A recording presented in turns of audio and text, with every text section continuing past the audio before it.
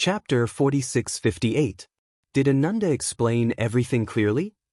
The Mahavairakana revered Buddha asked. Yes. Xiaohua nodded. This matter started by me and it will also end by me. All the karma in this world will end today. Although it's your fate, it's also my fault. As Mahavairakana revered Buddha waved his hand, layers upon layers of Buddha's light flashed. Images appeared in the Buddha's light.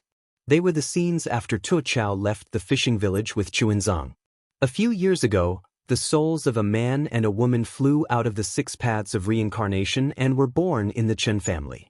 After the woman was born, she was the little girl that Xiaohua saw in the Chen family. That when Xiaohua saw this, he naturally understood that this was the Mahavairakana world revered one using Buddhism's sex supernatural power to protect Mao Chao and the Chen family. Although Xiaohua did not recognize the man and woman, he clearly knew that these were the souls of Mao Chao's parents. When Mao Chao was young, he did not have the chance to enjoy the happiness of a family reunion. When he was old, he was reborn with his parents and continued the family reunion. Amitabha. Xiaohua nodded. Revered one, it's not too late to mend the pen. It's too late. All the compensation can't compare to the previous pain. The Mahavairakana revered Buddha shook his head. Xiaohua smiled. Revered one, you didn't come here today to tell me this, right? This is one of them. The Mahavairakana revered Buddha shook his head. Then he activated his ability, and a hall filled with Buddha lights appeared. In this hall, the Dipankara Archaic Buddha revered Buddha, the Mahavairakana revered Buddha, and the Maitreya Buddha revered Buddha were sitting cross-legged on the 9 Buddha lotus. In front of the 3 Buddha lords, the Namo Great Wisdom Manjushri Bodhisattva, the Namo Great Compassion Manjushri Bodhisattva, and the Namo Virtuous Samantabhadra Bodhisattva were also standing. However, as the Buddha lights flashed, a monkey in a monk's robe was seen holding an iron rod in his hand. He hit the head of a 6-eared macaque, and the 6-eared macaque died on the spot. Seeing this, Xiaohua frowned. Revered one, what's the meaning of this? Could it be that you want me to see Yuan Tong Tian being killed again? Amitabha. The Mahavairakana revered Buddha chanted. Can't the Venerable see it? In an instant, Xiaohua suddenly realized that he had never been to the Laiyin Temple, but if this Laiyin Temple was the Laiyin Temple of the 3 continents, then when Ananda killed Yuan Tong Tian, how could the Laiyin Temple have Nanwu Great Merciful Guanyin Bodhisattva? If Maitreya Buddha World Honored One was present, how could Maitreya Buddha World Honored One let Ananda run amok? Xiaohua said in astonishment, Disciple understands. Revered one of the world, could it be that this is also karma? Sai, that's right. Mahavairakana revered Buddha sighed and said helplessly, that day, the 6-eared macaque reincarnated by Ananda actually committed a crime in front of me. It really made me furious. However, because I changed, I didn't notice it at the time. Later, when I checked the karma, I realized Ananda was originally a human. He entered the cycle of reincarnation and was reincarnated as a 6-eared macaque. That was why he inherited the 6-eared macaque's karma. His killing of Yuan Tong Tian was an instinct. Could also be said that it was the result of the 6-eared macaque's physical body. It might not have been his original intention. Xiaohua was dumbfounded. He smiled bitterly and said, Revered one of the world, this kind of karma. Isn't it too complicated? Unfortunately, Mahavairakana revered Buddha didn't answer Xiaohua. Instead, he said, There's another thing. As he spoke, Mahavairakana revered Buddha waved his hand again. Yuan Tongtian's corpse appeared, and the 5-colored crystal was also taken out. Xiaohua's eyes lit up. He raised his hand to take the crystal. However, he thought for a while and relaxed his hand. He said, Revered one of the world, I believe you have already heard what Disciple said to Ananda earlier. Disciple has just attained the Bodhisattva Buddha fruit.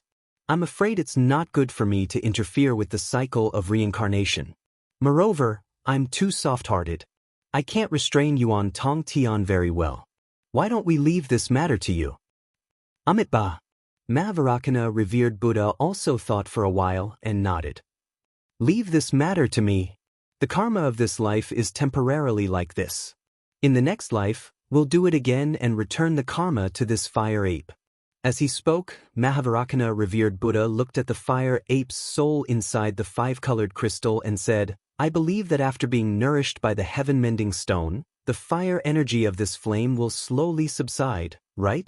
I also hope that the Thunder Temple's Buddhist voice can eliminate the fire ape's evil energy.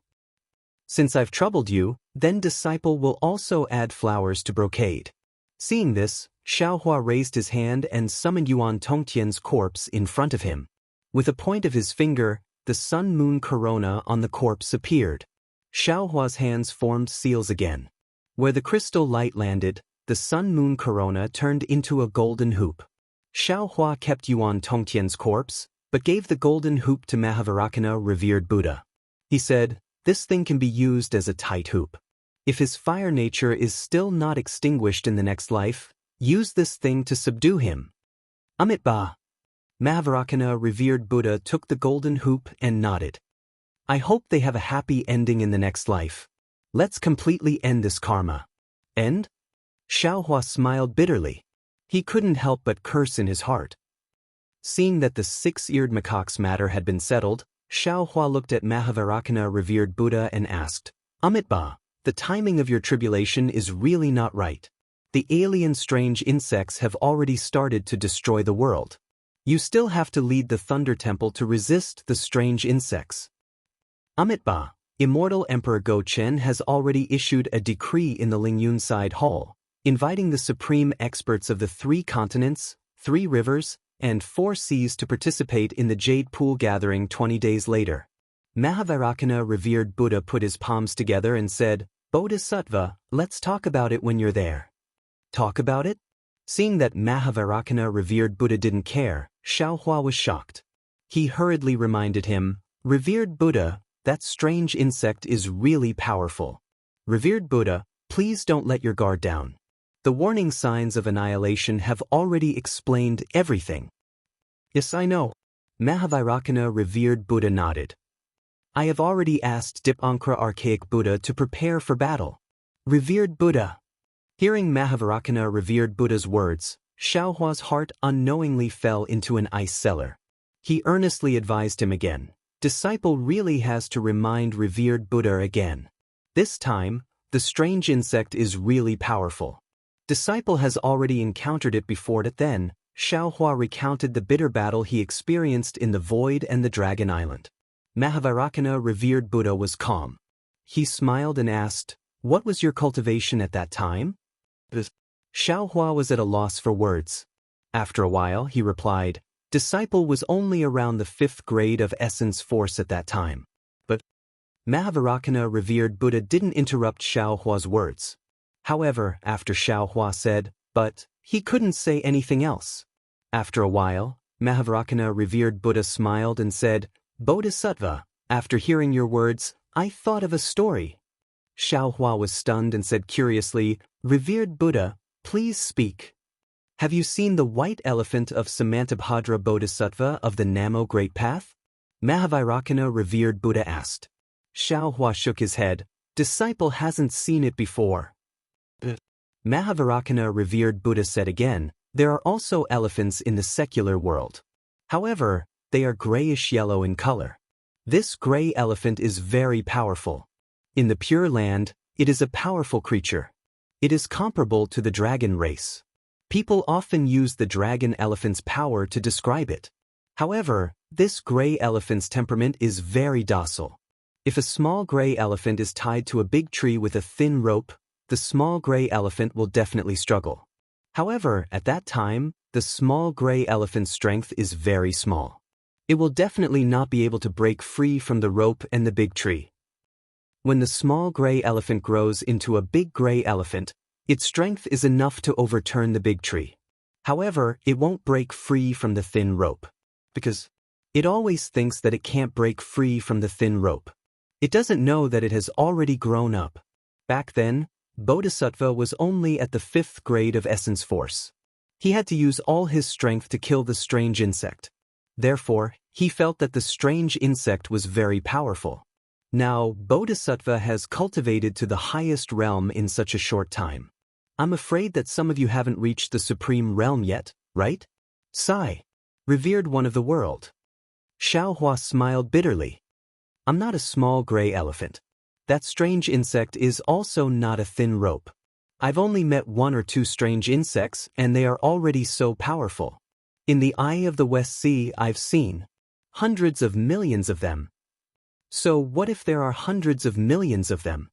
At this point, Mahavairakana, revered one of the world, simply answered, the 3 continents have the laws of heaven and earth. Those strange insects can't surpass the 9th grade of essence force. Since they can't surpass the 9th grade of essence force, the supreme experts of Buddhism, Confucianism, Taoism, and demon sects will definitely have the ability to kill them. Moreover, you've been to the 1,000 demons sacred realm. How many demons are there? How many great sages are there? It's impossible that all of these strange insects are at the 9th grade of essence force.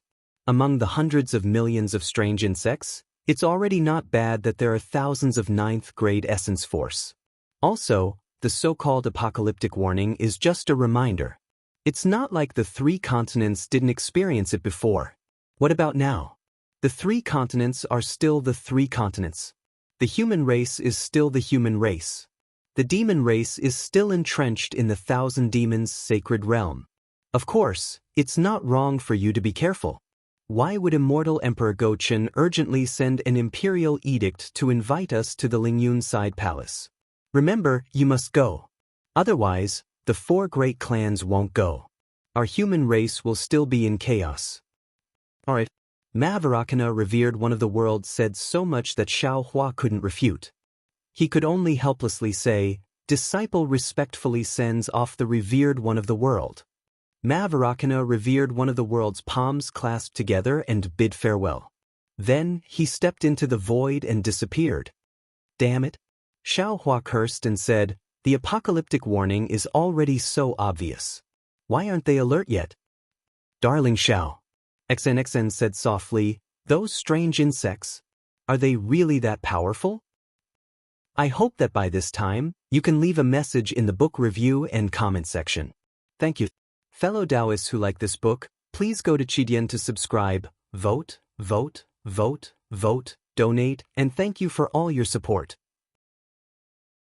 Chapter 4659. How could it not be powerful? Xiaohua smiled bitterly. If it wasn't powerful, how could I have done? When he spoke up to hear, Xiaohua came to a sudden realization, and he said with extreme embarrassment and rage, damn it. Gaochen old man and the 4 great clans didn't care about these strange insects at all. They only stopped because they were afraid of me. They only saw the strange insects as a stepping stone. Hearing Xiaohua call immortal Emperor Gaochen old man Gaochen, XNXN was a little embarrassed, but she understood Xiaohua's feelings. She said in a low voice, there are still 20 days left, you can go to the Jade Lake and talk to them. Sigh, if words can be spoken clearly, why would there be a need for blood? Xiaohua sighed, even someone as strong as Vairocana didn't care, how could immortal Emperor Gaochen care? Yes, His Majesty cares about. He cares about the Fortune Gate. XNXN nodded, if it wasn't for the rise of your Tao Gate, His Majesty would have attacked the 4 great clans in the Longevity Town, and there wouldn't be a second outcome. Even if the strange insects appeared, only His Majesty cares about you. He is afraid that the Immortal Palace and the 4 great clans will both suffer losses, and you will be the fisherman who reaps the benefits. This was originally his own idea. Xiaohua sneered. He really knows how to judge others by his own standards. On the way to River Town, Xiaohua had explained everything to XNXN. XNXN naturally knew about the battle between the Fortune Gate and the 4 big families at Dawn and Dusk Cliff. Thinking about Xiaohua's infatuation, XNXN was also moved. She took the initiative to hold Xiaohua's hand and said, Xiaohua, I really like how you treat me. In the hidden immortal continent, other than the legend of the gentle sword, there must be another story of Taoist Xiao shocking the entire Qing Han Empire to save the princess. However, Xiaohua, you and your Fortune Gate rose too quickly, and your Tao Gate's foundation is incomparably weak. It's not that the Immortal Palace, Buddhist sect, and demonic beast race don't want to destroy your Fortune Gate, it's just that they haven't made a move yet, and you already have the same strength as them. If they want to destroy your Fortune Gate, they will suffer heavy losses. Therefore, they hadn't thought about how to lay out the plan and how to make a move. Especially now that the four great families are plotting a rebellion and the sky-bearing palace is starting to show its prowess, they don't have the energy to consider all these things at the same time. Once they reach a compromise, your fortune gate will be in danger. When he spoke up to hear, Xian's eyes spun for a moment before he continued. Besides that, just as you said earlier, your disciples are at most at the lower level of the 8th grade of origin energy, whereas you and your good friends have already attained the peak of the 9th grade of origin energy. It's impossible for all of you to wait until your disciples cultivate to the middle level of the 9th grade of origin energy before ascending. For a sect to be able to last for 10,000 years, the distribution of the strength of the disciples should be like a sand dune, wide at the bottom and long at the top. It was impossible for there to be a gap in the middle. The strength distribution of Fortune Gate disciples was like a spindle, extremely unreasonable. The Fortune Gate's current glory depends on your own strength. If you ascend, your Fortune Gate will perish. Without the foundation of the Tao Gate, the Fortune Gate's glorious moment was the beginning of its destruction. Moreover, the more glorious it is, the faster it will be destroyed. Actually, this is the Grand Mist Ancestor's lesson. He was too arrogant in the past, which was why he was suppressed by the Immortal Palace, Buddhist sect, and Great Sage Temple. After he escaped, he kept a low profile. If not for the rise of your Fortune Gate today, he would never have appeared in front of His Majesty. Xian lightly grasped Xiao Hua's hand and reminded, his appearance also satisfied the Immortal Palace and Buddhist sect's request. They know that while the Grand Mist Ancestor relies on you, he is also nibbling away at your forces. In this aspect, you are far inferior to the Grand Mist Ancestor. The Immortal Palace and Buddhist sect will definitely support the Grand Mist Ancestor to go against you, just like how the Immortal Palace wanted to support you to go against the Grand Mist Ancestor. In my opinion, if your Fortune Gate wants to survive in the 3 continents, other than hiding your strength, you need to find a backer. I see that you have a good relationship with the 2 great sages from the Great Sage Temple. Why don't you use the 3 demon territories to move the Fortune Gate to the 1,000 Demons' sacred domain? Moreover, don't you have the title of Dragon Island's Dragon Master? That is also useful.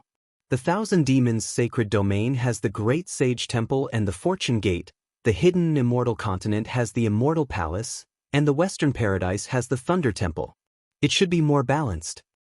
Xiao Huan naturally wouldn't tell Xian the secret of the Shenhua continent, but when he heard Xian's plan, he used a finger to scratch Xian's palm.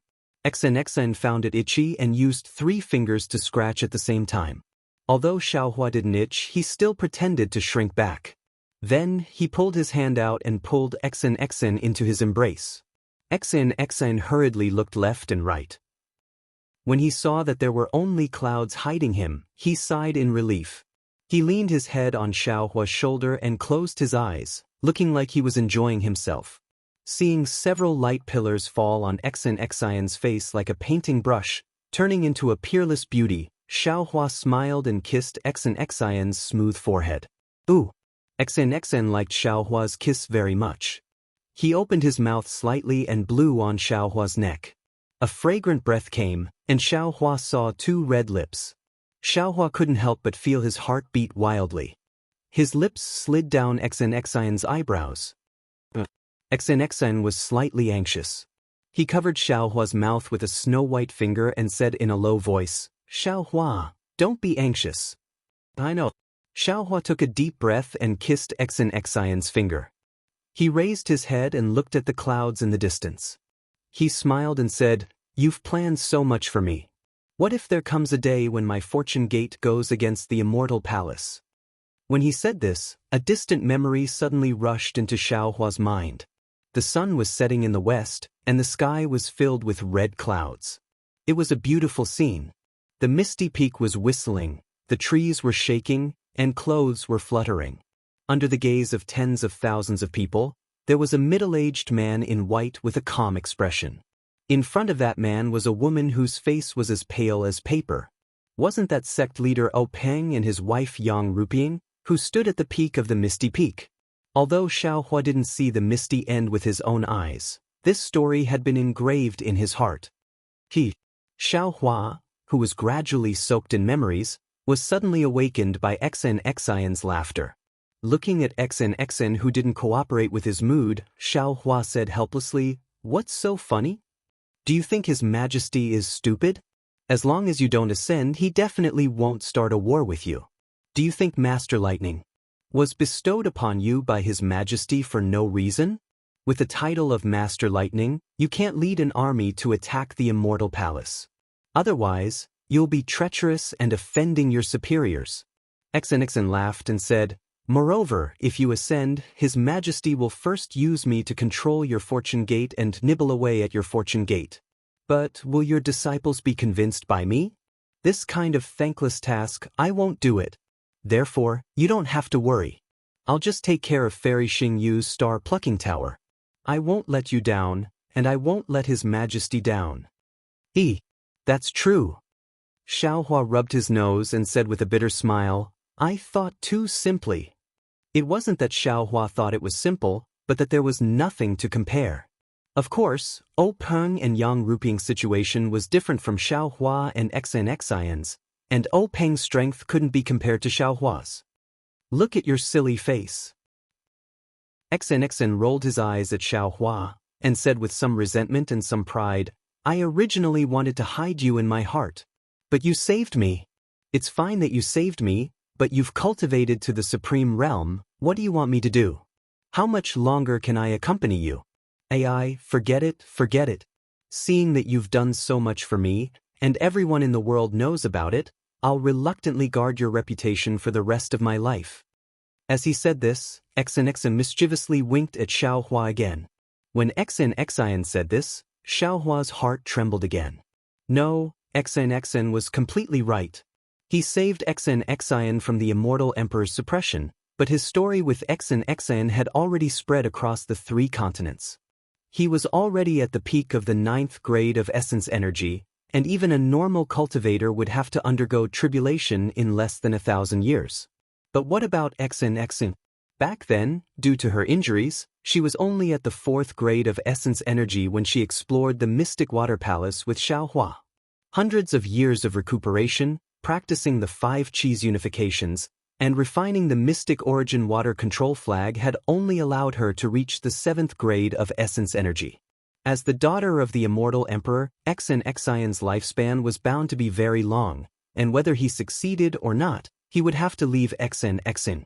From this point of view, he didn't just give Xian happiness, he also gave her a kind of burden and loneliness. Xian, I didn't think so much. Xiaohua said with a sad face, "When I heard Bai and say that you were suppressed, I panicked. You mustn't blame me. Stop pretending." Xian smiled and poked Xiaohua's forehead with her white hand. "I'm very happy that you treat me like this.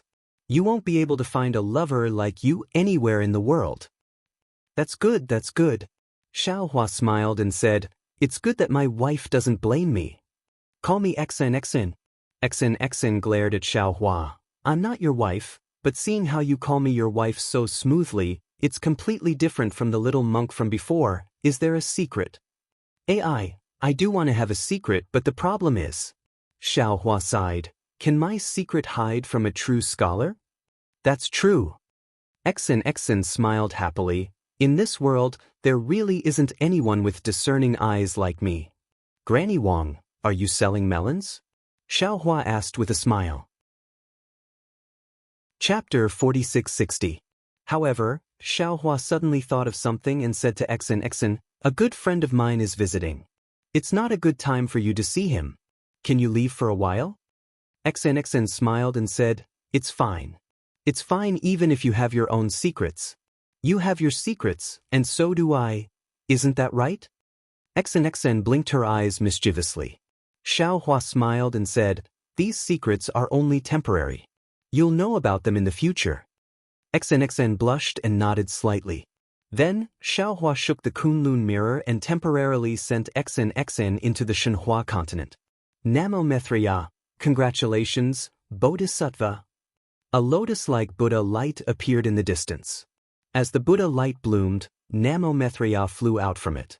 Upon seeing Xiaohua, he put his palms together and smiled. Xiaohua looked at the Maitreya Buddha and said, "What's there to congratulate? You're the Maitreya Buddha, and the Mahavairakana Buddha just left. When I, a bodhisattva, see you, I have to call you my disciple. What's the point? Didn't you think that I could attain the Buddha fruit? I won't hide it from you." The Maitreya Buddha smiled and said, "I'm the Maitreya Buddha, and I control the future of Buddhism. Now, all the Buddha lights are in the hands of the Mahavairakana Buddha. Also, even the Dipankara archaic Buddha, the Mahavairakana Buddha, and the Maitreya Buddha are only the appearances of the Buddha. Between heaven and earth, in the hearts of the Buddhas, there are countless Buddha lights. Who knows where the Buddha fruit is? Where does the river of faith flow? Also, you're merciful. The power of faith in the longevity town belongs to you. Not to mention me, even the Mahavairakana Buddha can only envy you. Forget it. This matter has already come to an end. It's useless to talk about it."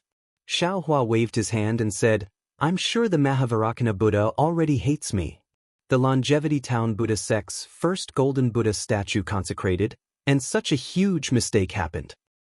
Even if the world-honored one wants to hold a grudge, I'm afraid you won't dare to hold a grudge at that time. Moreover, I discovered Yuan Tongtian's matter too late." The Maitreya Buddha put away the smile on his face and did not say much. He only explained the cause of the matter in his heart. No way. After Xiaohua heard this, he couldn't help but exclaim, "There's actually such a big that." Maitreya Buddha nodded and replied, "I'm afraid it can only be bigger." "Okay, I understand." Xiaohua nodded and said, "If you need anything, you can tell I've already sensed it, so I rushed over," the Maitreya Buddha said again. Xiaohua took out the golden saraira and handed it to the Maitreya Buddha, saying, "This item came from the Star Moon Palace, but I don't understand. Is there a saraira more precious than the saraira of the previous Maitreya Buddha?" "Of course there is." Buddha Maitreya took the golden saraira and looked at it carefully. Then he put the golden saraira into the light behind his head and explained, "The Buddhist sect cultivates the 9 turns golden body. Even when the 3 Buddha lords are practicing, they can't guarantee that every doppelganger will come out unscathed. Therefore, the more doppelganger one cultivates, the greater the chance of losing one's doppelganger. There are even some extremely rare doppelganger that has just arrived at a certain realm, and may die. Who knows which Buddha Lord left this golden saraira behind? However, it seems that the realm where this saraira is located is much higher than the 3 continents. Okay, I'll leave this to you." Xiaohua took out the Kunlun mirror again and said with a smile, "In addition, this disciple also obtained some secret techniques, so this disciple invites you to enter the jar." The Maitreya Buddha seemed very happy. He stepped into the light pillar and disappeared. When Xiaohua put away the Kunlun mirror, the Maitreya Buddha said in Xiaohua's heart, "I won't talk to you when I leave, so as not to disturb your sweet time with XN. Xiaohua was really speechless. He replied snappily, "Leave if you want. If you don't want the bodhisattva of the exquisite temple to wait, you can just stay here."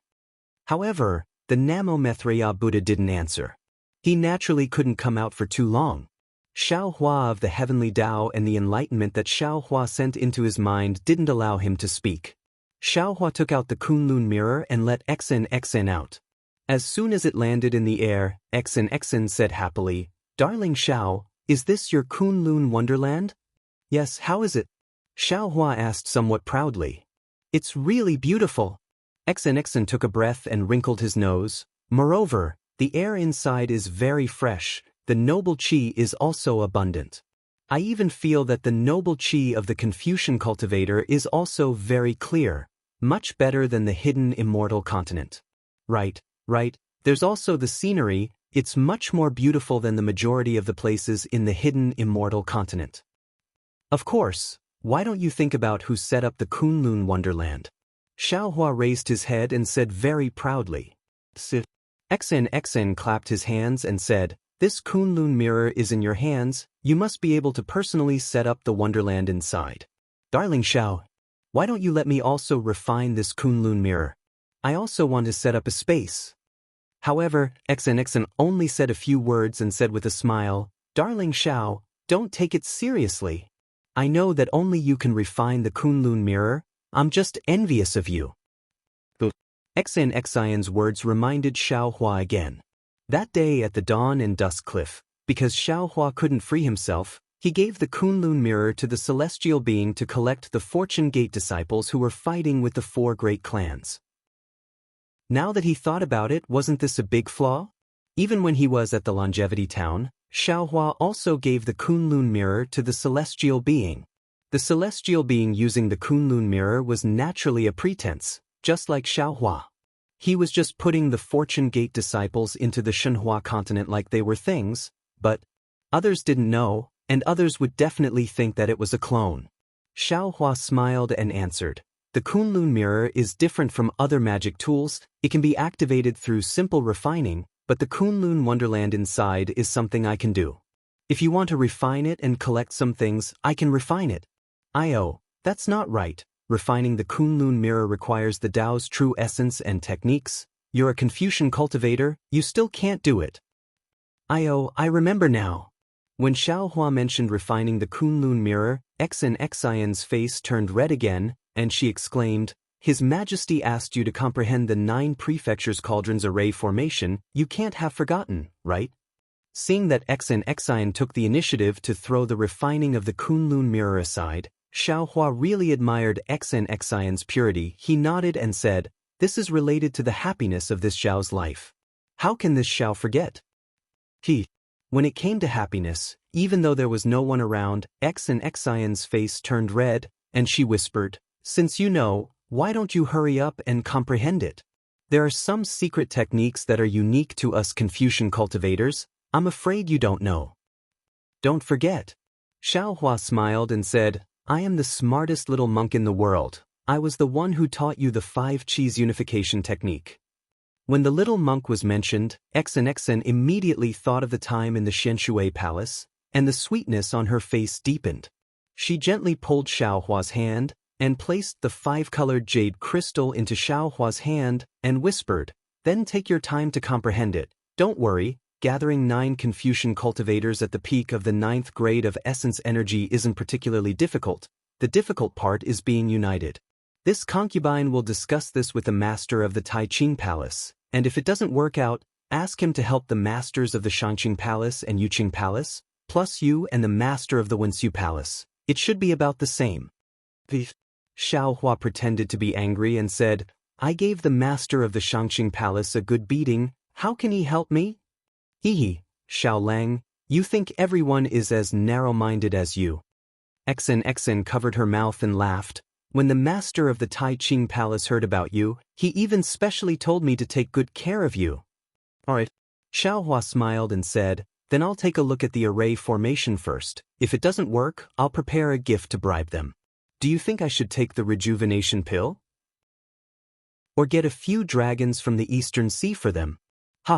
XNXN laughed until she was swaying back and forth. With a beauty by his side, the road might be far, but it was also close at hand. With a man by his side, even if one walked 1,000 miles, the road would still be too short.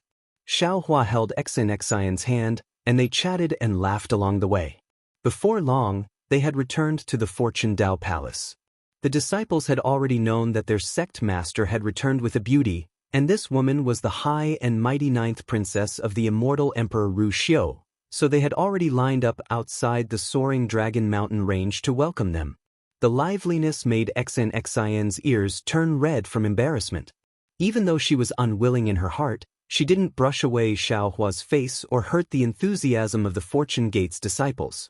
Needless to say, she was very familiar with this kind of etiquette, and her actions were appropriate. She had the bearing of a sect master's wife, and she won the respect of all the Fortune Gate's disciples. When they were seated in the Fortune Dao Palace, Xiao Hua's disciples came forward to greet her, and XNXIN smiled in response. She then looked at Taoist Wu, heavenly beings, and the others, and said in a low voice, Brother Xiao, the etiquette is over. Now it's your Fortune Gate's internal affairs, and it's not appropriate for me to be here. How about I leave? Alright. Xiao Hua nodded and said, I've already sent a message to Bai and she should be back soon. Go to the back hall and wait for her. Subsequently, Xiao Hua instructed Chang Yuan to accompany Xen back to the Fortune Dao Palace's inner hall. After Xen left, Xiao Hua shook the Kunlun mirror and released the archdevil ancestor Shi. The moment he came out, he smiled and said, "Congratulations, big brother. Congratulations, big brother. I hope you have a child soon." Chapter 4661. Go. Xiaohua didn't know whether to laugh or cry when he heard Demon Venerable Shi say the same words he used to congratulate Su Ji and Xingyue. He raised his hand and said, "Hurry up and sit there. We have something important to discuss." "Yes, Sect Master." Demon Venerable Shi didn't dare to delay and quickly sat down. Xiaohua looked up and saw that Lu Yi had returned to the Fortune Palace and was standing beside Fujiwen. Xiaohua smiled and said, "Lu Yi, you're finally back." Lu Yi blushed and hurriedly bowed. "Disciple is unfilial. Please forgive me, Master." Disciple received Master's order and rushed back day and night. "I didn't dare to delay at all." How's the situation at the Heavenly Abode River?" Xiaohua asked. Lu Yi hurriedly told her about the Heavenly Abode River. Although Jiang Hong was very ambitious, she also knew Xiaohua's character. Seeing that Ao Zhan had returned, she naturally would not do anything. Under Jiang Hong's leadership, the entire Heavenly Abode River had been thriving. Today, it had become a dragon tribe force second only to the Dragon Palace of the Four Seas. After Lu Yi finished speaking, Xiaohua nodded and said, "The West Sea was attacked by alien insects and the West Sea Dragon King went missing. You already know, right?" "Yes, Disciple knows." Lu Yi knew what Xiaohua wanted to say and hurriedly replied, "Presumably, little Yun already knows. She must have led the Heavenly Abode River Dragon clan to the West Sea. Disciple will send a message for her to return." Xiaohua waved his hand and said, "Let her go." Lu Yi was shocked and said, "Master, if little Yun goes, she will be aiming for the Dragon King of the West Sea Dragon Palace. She wants to." Xiaohua smiled and said, "Is it easy to be the Dragon King of the West Sea? Let her be the vanguard for the Dragon King of the West Sea." "Yes, Disciple understands." Lu Yi looked at Fujiwen and the others. He didn't know who the Dragon King of the West Sea was. He could only respectfully agree. "Since you're back, I'll leave the Fortune Palace's affairs to you," Xiaohua instructed. "Also, when your martial uncle Lei returned, I already told him about the alien insects. Others might not know how powerful they are, but your martial uncle Quang should know. I presume you all already have a plan by now, right?" "Yes, this disciple has already discussed it with the various martial uncles and senior brothers." Lu Yi hurriedly replied. However, before Master returned, the Creation Taoist Palace received an edict from the Immortal Palace, inviting Master to the Lingyun Side Palace to discuss the plan to repel the strange insects. Therefore, I think we should first see how the various forces will be divided. Ignore them. They simply don't know how powerful these alien insects are. Xiaohua waved his hand and said, "You only need to take them into consideration." Disciple has already thought about it. Lu Yi was about to report, but Xiaohua stopped him and said with a smile, "As the saying goes, to resist foreign aggression, one must first pacify the internal affairs. Let's talk about the matter of the alien insects later. Let's talk about the internal affairs of our Dao sect first." Lu Yi didn't understand, but he didn't ask and stood to the side. Xiaohua shook the Kunlun mirror and released Li Xiang and the others. After pondering for a moment, he had the unrelated disciples leave the Fortune Dao Palace first. He then said to Li Xiang and Xiong Yi, "Master has something to tell you. Don't be surprised." Looking at Xiaohua's solemn expression, Li Xiang and Xiong Yi were shocked. They exchanged a glance and hurriedly bowed. "Master, please speak." Xiaohua then told them about His Highness Lan's assassination attempt on Changyu. "How is that possible?" Li Xiang and Xiong Yi turned pale with fright when they heard Xiaohua's words.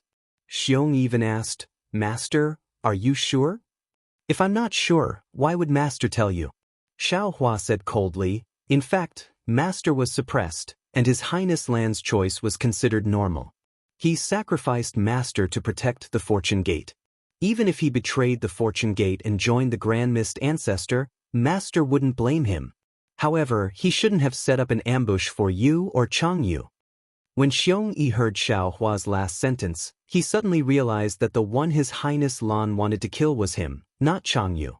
If he had gone half a day earlier, the one standing here right now would be Changyu. Immediately, cold sweat trickled down his back. Xiong Yi, do you think you're afraid? With such a vicious person by your side, can you cultivate in peace and deal with the Fortune Gate's affairs? Xiao Hua asked. Disciple can't avoid this. To tell you the truth, Disciple can't. Xiong Yi answered honestly, now that I think about it, His Highness Lan has long had ulterior motives. But, Li Xiang asked curiously, why did Master only mention it now? Could it be that for the past 50 years, you've been casting a long line to catch a big fish? That's right. Xiao Hua nodded. This old man wants to see what that Grand Mist Ancestor is planning. Moreover, Master has ordered Fu Jiwen and the others to investigate His Highness Lan's actions. Jiwen, what do you think? Yes, Master. Fu Jiwen stepped forward and said, since the establishment of the Shao country, His Highness Lan has been the state preceptor. On the surface, there are several hundred Dao sects cultivators who have pledged allegiance to the Shao country, and His Highness Lan has ordered them to manage the Shao country's affairs. In the dark, there are more than a dozen forces that have entered the Shao country. That day, Master said that if possible, we should try our best not to set up any government in the Shao country. Of course, the decision-making power is still in His Highness Lan's hands, and he should consider the situation according to the actual situation. His Highness Lan used the reason that the Shao country is too big, and if there were no government or other organizations, it would be impossible to manage it. He has already sent a message to the soaring Dragon Mountain range, and has already started to set up arrangements in the Shao country according to the secular world's Dao sect's embryonic form. As for these forces and those Dao sect's cultivators, due to the lack of time, Disciple has yet to investigate their origins. There's no need to investigate further. Xiao Hua's face was ashen, and he waved his hand. These arrangements are definitely the Grand Mist Ancestor's idea, and it could also be the Sky-Bearing Palace's disciples. Damn it. Fu Jiwen gritted his teeth and said, the Grand Mist Ancestor is of our Dao sect's lineage, and the Sky-Bearing Palace that he established is of the same origin as our Fortune Gate. He hasn't even shown his banner in the hidden immortal continent, and he's already starting to make moves behind our backs. Truly hateful. Lu Yi laughed. Master is even worse, making such a big Shao country. The Sky-Bearing Palace's cultivators are already hard to settle down, and now they're all sent here at once. Won't they be swallowed by Master in the future? Things are far from as simple as we think. Xiao Hua sighed. If it weren't for the alien insect's attack, Master might have slowly played chess with the Grand Mist Ancestor. Now that the hidden immortal continent is on the verge of destruction, Master doesn't have the time to dawdle with him. However, there's no need to make things clear with the Grand Mist Ancestor. Let's see if he has any other plans. Li Xiang, Xiong Yi, listen up. Yes, Disciple is here. Xiong Yi and Li Xiang hurriedly bowed and answered. Xiao Hua instructed, the two of you are not inferior to His Highness Lan's ability to stabilize the country, and if His Highness Lan is the only one in charge of the Shao country, there will be a flaw. Therefore, Master orders the two of you to lead your disciples to the Shao country, and discuss with His Highness Lan to divide the Shao country into 3 parts. This way, 1, you can dispel the Grand Mist Ancestor's doubts, and 2, you can force him to invest more forces in the Shao country. Yes, Sect Master. Li Xiang and Xiong Yi accepted the order and left. Finally, Xiao Hua looked at Lu Yi and said, regarding the alien insects, Master had already warned the Gochin Immortal Emperor, the Dipankara Archaic Buddha, and the Golden-Winged Great Roc in the Longevity Town. However, from the current situation, other than the Golden-Winged Great Roc, the other 2 turned a deaf ear to it. They don't understand the significance of the alien insects. Fu Jiwen smiled. Don't be too angry. Humans are all like this.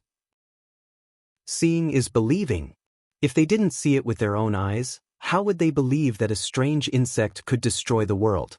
If senior apprentice Uncle Yen didn't mention it, and if we didn't witness the tragedy of the world's destruction in the ruins, I'm afraid we wouldn't believe it so easily. After all, how could the world's destruction be so easy? This is also the saying of the secular world: don't turn back until you hit the southern wall. Xiaohua smiled and asked Lu Yi, the alien insects have already appeared in the borders of the 3 continents and 4 seas. The Yu province is in the middle of the buried immortal mainland, and the Shao country is in the Gun province. There's still some time before the alien insects attack, so we should make full use of this time to set up defenses in the Fortune Gate and Shao country. Lu Yi, I'm sure you all already have a plan, tell us? Yes, Master. Lu Yi hurriedly explained the Fortune Gate's defense plan in the Shao country and the soaring Dragon Mountain range to Xiaohua. Xiaohua clapped his hands and said, good, with such a plan, I'm sure it will be able to resist the alien worms. However, you all don't have to worry. If something dangerous happens, doesn't our Fortune Gate still have the Shenhua mainland? Disciple understands. Wang Bianfei smiled and said, but if we go, what about the Shao country citizens? What about the Shi country citizens, the Yu province, and even the 9 prefecture citizens? Master probably can't bear to see them being devoured by the alien insects, right? Xiaohua's heart sank when he heard Wang Bianfei's words. Ordinary cultivators were no match for the alien insects, not to mention the 3 continents human race and demonic beast race. They were simply food for the alien insects. During the Jade Pavilion conference, Master must force them to join forces to resist the alien insects. Lu Yi reminded, joining forces is inevitable, but how to do so is a problem. The Great Sage Temple is responsible for the 1,000 demonic sacred territory, the Immortal Palace is responsible for the hidden immortal mainland, the Buddhist sect is responsible for the Pure Land, and the Dragon Palace is responsible for the 4 seas. What about our Fortune Gate? Lu Yi, what do you think? Xiaohua asked with interest. That depends on Master's plan after the catastrophe. Lu Yi opened his mouth, and his words were imbued with Jiang Hong's subtle influence. Fellow Taoists who like this book, please go to Qidian to subscribe to support. Chapter 4662. Xiaohua smiled wryly at Lu Yi's words. He had always been a person who took half a step forward. How could he have thought of such things? Moreover, when he saw the alien worms warning, his mind was filled with thoughts of how to eliminate the alien worms and how to save the 3 mainlands people. How could he have thought of so many things? Master doesn't understand these things. Xiaohua waved his hand and said, why else would I send you back to the Fortune Gate? Lu Yi nodded. He pondered for a moment before saying, didn't Master say earlier? Send little Yun to the West Sea first. Now that the West Sea Dragon King's whereabouts are unknown, it's a good opportunity to intervene in the West Sea. Moreover, Master is the Dragon Island's Dragon Master, so why not take over the West Sea's defenses? Xiaohua pondered. He knew that the Dragon Island's control over the 4 Seas Dragon Palaces was weak, and they wanted to use him to restrain the 4 Seas Dragon Palaces. Moreover, he had just established his authority in the South Sea Dragon Palace, and the 4 Seas Dragon Kings were afraid of him. If he took this opportunity to defend the West Sea, with the support of the Heavenly Paradise River's Dragon Tribe and Ao Zhan, he had a 70% chance of controlling the West Sea Dragon Palace.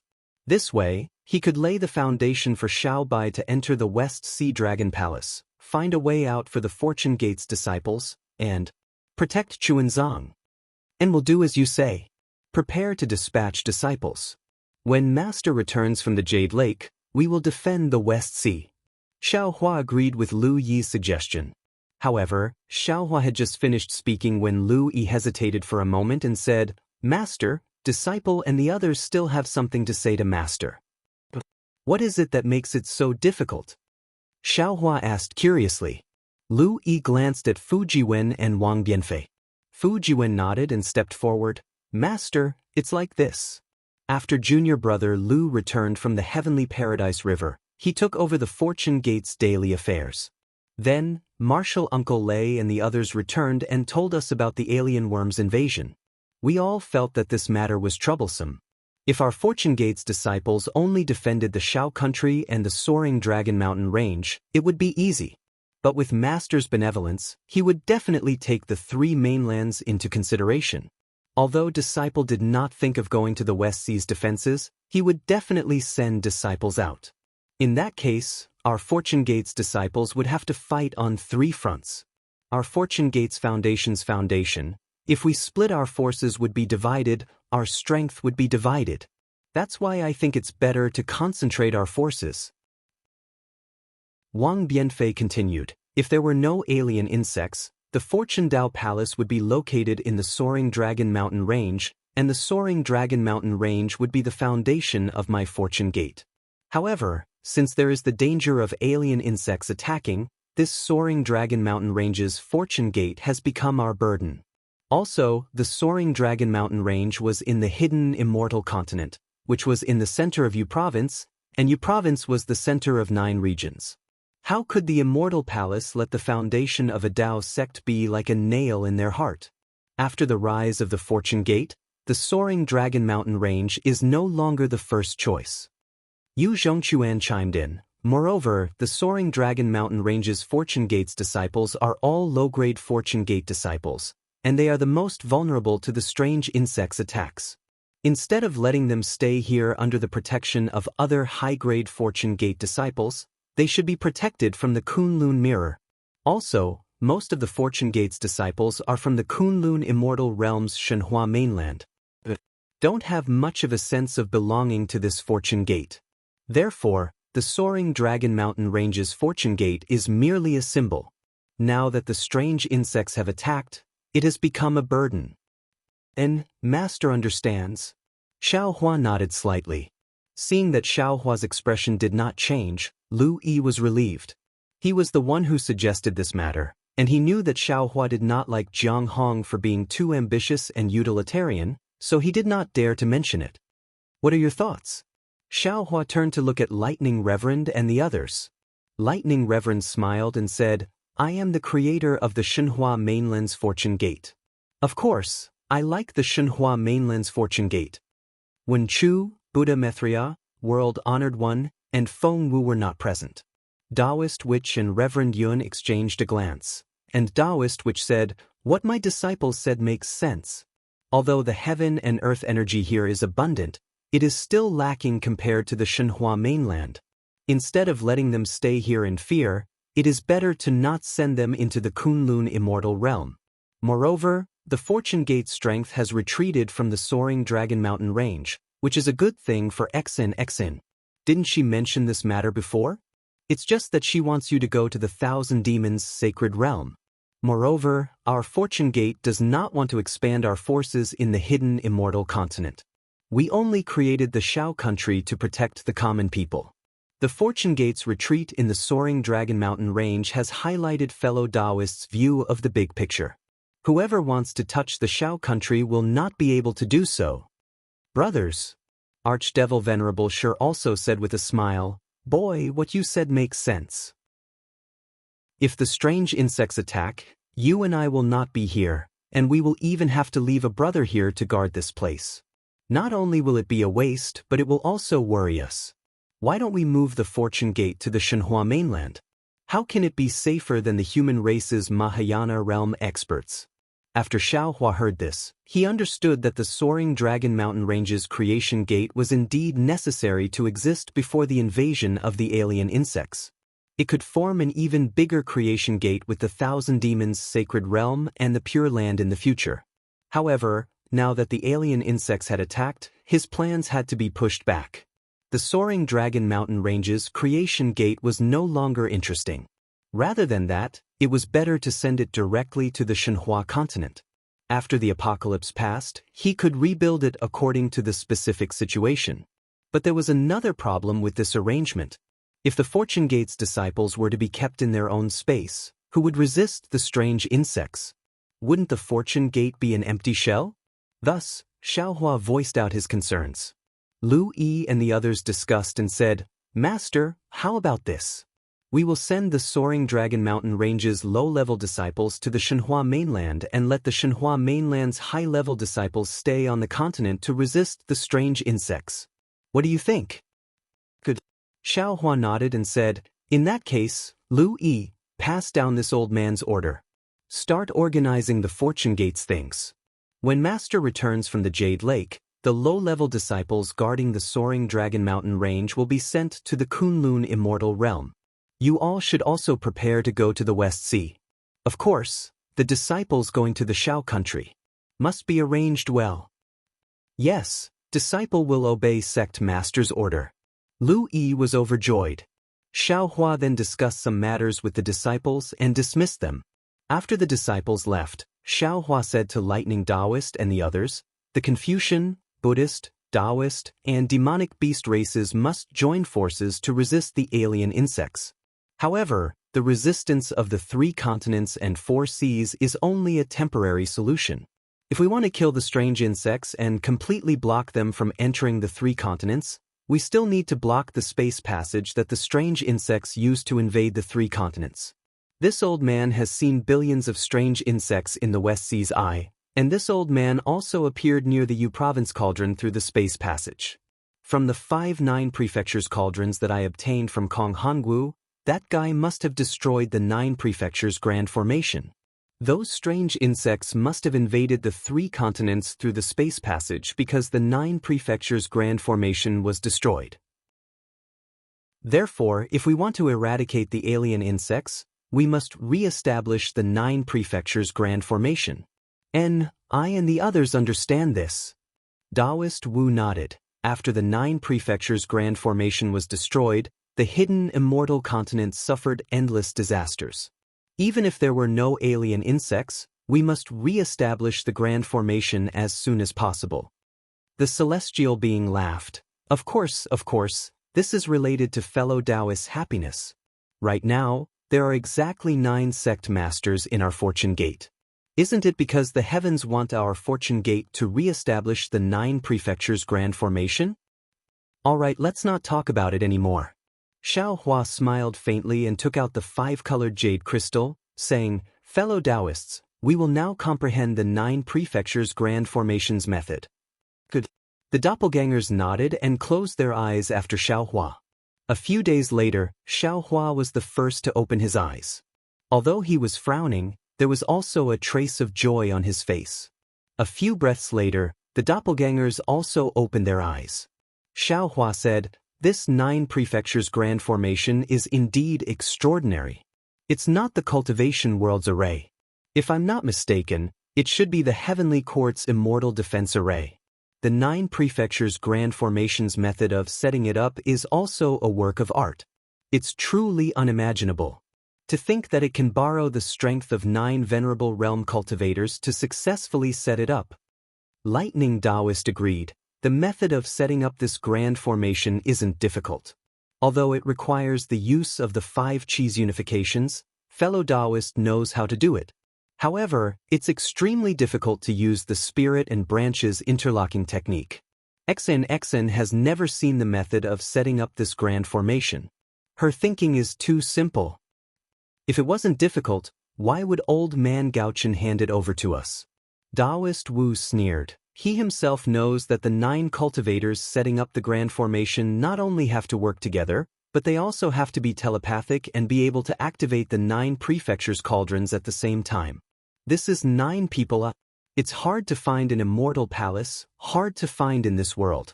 What 3 purities palace master? None of them can be used. Xiaohua narrowed his eyes and said, this is a challenge, but it's also an opportunity. If the 9 of us can successfully cultivate this spirit and branches interlocking technique, our divine senses, Buddhist senses, elemental senses, and devil senses will be able to cover the entire hidden immortal continent. In other words, you can enter Shenhua continent from anywhere in the hidden immortal continent as you wish. Indeed, this is the only benefit of setting up the grand formation. Celestial being said with a smile. Not only that. Xiaohua smiled and said, this spirit and branches interlocking technique doesn't seem to be a secret technique of the Heavenly Court.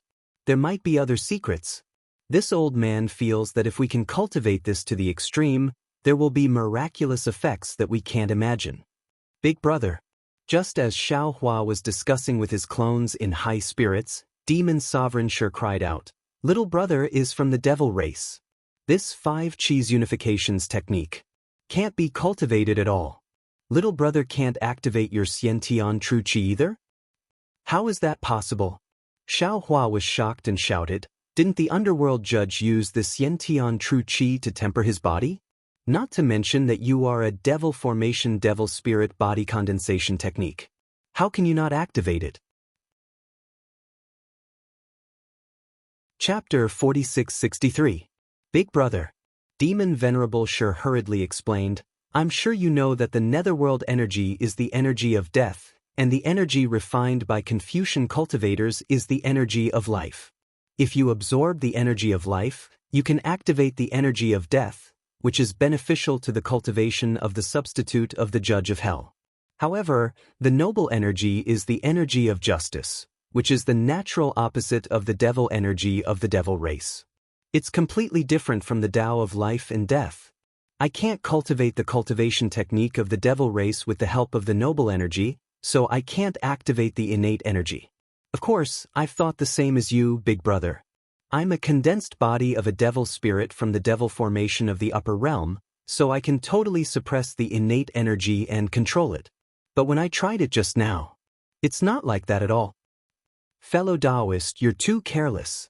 Taoist, which echoed, the 9 cauldrons are used to suppress the fate of the human race. How can they be activated by the devil race?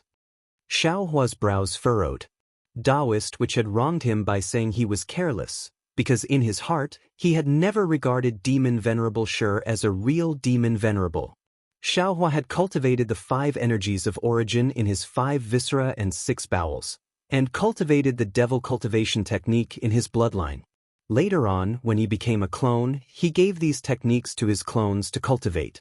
Usually, when he activated the devil cultivation technique and the Confucian cultivation technique, there was nothing wrong with them. Therefore, he always thought that Demon Venerable Shi could also activate the Confucian cultivation technique like him. But he had never thought that Demon Venerable Shi had become a real devil, and he could no longer freely use the Confucian cultivation technique like Xiao Hua. What about my fellow Taoists? Xiao Hua asked the other clones worriedly. Let me tell you. Taoist, Witch, and the others looked at each other and answered, the noble energy has no innate conflict with what we cultivate. We have no problem with it. Reverend Yun even laughed and said, my heavenly dragon language technique can activate the 9 cauldrons better than the 5 energies of origin. Xiao Hua sighed and said, the dragon race has always had a secret with the human race. It's just that we don't know about it. And you've activated the 9 cauldrons before, so of course you can do it. Big brother, what do we do now? Demon Venerable Shi asked with a sullen face. Our fortune gate has exactly 9 patriarchs. Since we're missing one, we should send a Confucian cultivator to replace you. Xiao Hua said helplessly, even though he really didn't want to expose his relationship with his avatars. What about Heavenly Tao Xiao Hua and Karma Xiao Hua? Celestial suggested. Their attacks should be more powerful than ours. They haven't formed yet, we can't place our hopes on them. Xiao Hua shook his head. Didn't Big Brother say that? My fortune gate still has a 10th old master. Honorable Devil Shi suggested. Why don't we let him come? He has no chance. Xiao Hua waved his hand. Even if he comes back, his strength can't compare to ours. You'd better practice the same Qi connection technique first before thinking about how to activate the 9 cauldrons. As for the Confucian cultivators, I have come into contact with only the master of the 3 Purities Palace. As for which one, I will discuss it with the immortal emperor at the Jade Pool. That's the only way. Lightning Reverend nodded. It will take us a lot of time to comprehend the same Qi connection technique. Let's talk about it at that time. Since the discussion had come to an end, all the clones returned to the space and seized the time to comprehend the same Qi connection technique, leaving only Reverend Yun to guard the Fortune Palace. Xiao Hua summoned Exen and told him that he was going to attend the Jade Pool gathering at the High Cloud Side Palace. Xian didn't have any hesitation and refused Xiao Hua's request to take him along. However, he heard her very shyly say, "Xiao Lang, His Majesty is giving pointers to the 9 regions' great array to let this concubine follow you. This is already a crime against the whole world. If you bring me to the Jade Pool gathering, it will be a slap to the Immortal Palace's face. I'll stay at the Soaring Dragon Mountain Range and help you with the sex affairs. When Bai An returns, I'll help you with the star-picking tower." Alright. Xiao Hua thought that it would be much safer to send Xian into the space, but when he thought about how far the alien insects were from here and how Reverend Yun was guarding the Soaring Dragon Mountain Range, he nodded in agreement. "My dear Xiao, are you going to attend the Jade Pool gathering?" Seeing that Xiao Hua was about to leave the Fortune Dao Palace, Xian explained obediently, "If you're going to the High Cloud Side Palace, you only need to open His Majesty's decree and there will naturally be a patrol envoy to welcome you. Before heading to the Jade Pool gathering, there's still one more place to go." Xiao Hua looked outside the Fortune Dao Palace and replied thoughtfully. "But..." Xian blurted out. However, she smiled and said, "I'm asking too much." "Oh, this isn't important." Xiao Hua waved his hand and said, "The world's Dao sects are already declining. Today, the hidden immortal Dao gate is opening. With me, Xiao Hua, in the world, who dares to let their disciples be bullied?" Hearing Xiao Hua's words, Xian covered her mouth and laughed. "Reverend Xiao really cares about the world. I'm only at the 4th level of elemental energy, but I actually dared to set up a blood steel in the Bronze Pillar state. If this matter were to spread to the Immortal Palace, it would definitely be treated as a huge joke. Even without the patrol envoy's help, ordinary soil would flatten this blood steel. I don't know what Reverend Xiao was thinking that day. You actually dared to say such bold words. Aren't you afraid of being hunted down by the Xianhuang order?" Xiao Hua shrugged and said somewhat embarrassedly, "At that time, this Xiao had just arrived at the Bronze Pillar state from the country of Xi. I didn't know about the Xianhuang order. Moreover, Dao Shan died too miserably. This Xiao was furious. When I thought of the hidden immortal continent's Dao gate being bullied, this Xiao erected the blood steel in a fit of anger. Later on, when I thought about it, I also felt that I was too arrogant. However, this Xiao didn't have time to go to the Bronze Pillar state." Hearing this, Xian's face turned serious and said, "This blood steel. Forget it, I won't talk about it. You'll know when you see it." Fortunately, Dao Shan died miserably. The Bronze Pillar state's king felt that he was in the wrong. Later on, the Bronze Pillar state's fate declined and was replaced by another state called the Jade Peng state. At that time, you already made a name for yourself in the blood pool of gods and devils. Some scholarly families' literary sages also helped you spread the seeds. That Jade Peng state didn't dare to offend the literary sages and kept the Seven Sons Temple. As for later on, I was imprisoned and didn't know about the Seven Sons Temple." Xiao Hua's heart thumped as he asked curiously, "Oh, why are you hesitating?" What happened before? It's fine if you don't know about it." Xian smiled. She originally didn't want to talk about it. However, looking at Xiao Hua's expression, she rolled her eyes and said, "Forget it, since you want to know, I'll tell you. Actually, you'll know when you think about it. You're only a 4th grade Dao sect cultivator. You actually dared to set up a blood steel in the hidden immortal continent. Although the Bronze Pillar state didn't dare to touch your blood steel, what about the other scholarly cultivators?" The great grandmaster dismissed it with a smile. "What about the masters? Literary sages? To be honest, you still have to thank the Bronze Pillar Academy." "Oh no, it should be called the Jade Peng Academy now. Otherwise, not only would your blood steel be filthy, even the Seven Sons Temple would have been destroyed. Of course, now that your name has shaken the world, the blood steel and Seven Sons Temple would naturally be different from before. I'm telling you now because I want you to know that although it's good for people to have lofty aspirations, if you rashly tell others about it and don't have the strength to realize it, you might become a joke." Before Xian could finish, Xiao Hua laughed and said, "Don't worry. With my current status, how could I make a move in the Jade Peng Academy?" "You're thinking too much." After saying that, Xiao Hua's figure flashed and turned into a rainbow as he rushed out of the Fortune Dao Palace. Seeing that Xiao Hua had left, XNXN shook his head with a wry smile. Xiao Hua, how could you know about the matters of the world by yourself? Even if you're now a Grand Ascension Stage Dao Sect cultivator, I'm afraid you don't know that the blood steel has been erected in the Seven Suns Temple for hundreds of years and that many strange things have happened. The soaring Dragon Mountain range wasn't too far away from the Copper Pillar Nation and the current Jade Rock Nation. Not long after Xiao Hua flew out, his spiritual force had already found the Seven Yang Monastery. He didn't need to use the lightning escape technique. In just a short while, Xiao Hua had already flown above the Seven Yang Monastery. Hearing XNXIN's words, Xiao Hua felt a little nervous. He didn't know what the Seven Suns Temple was like now.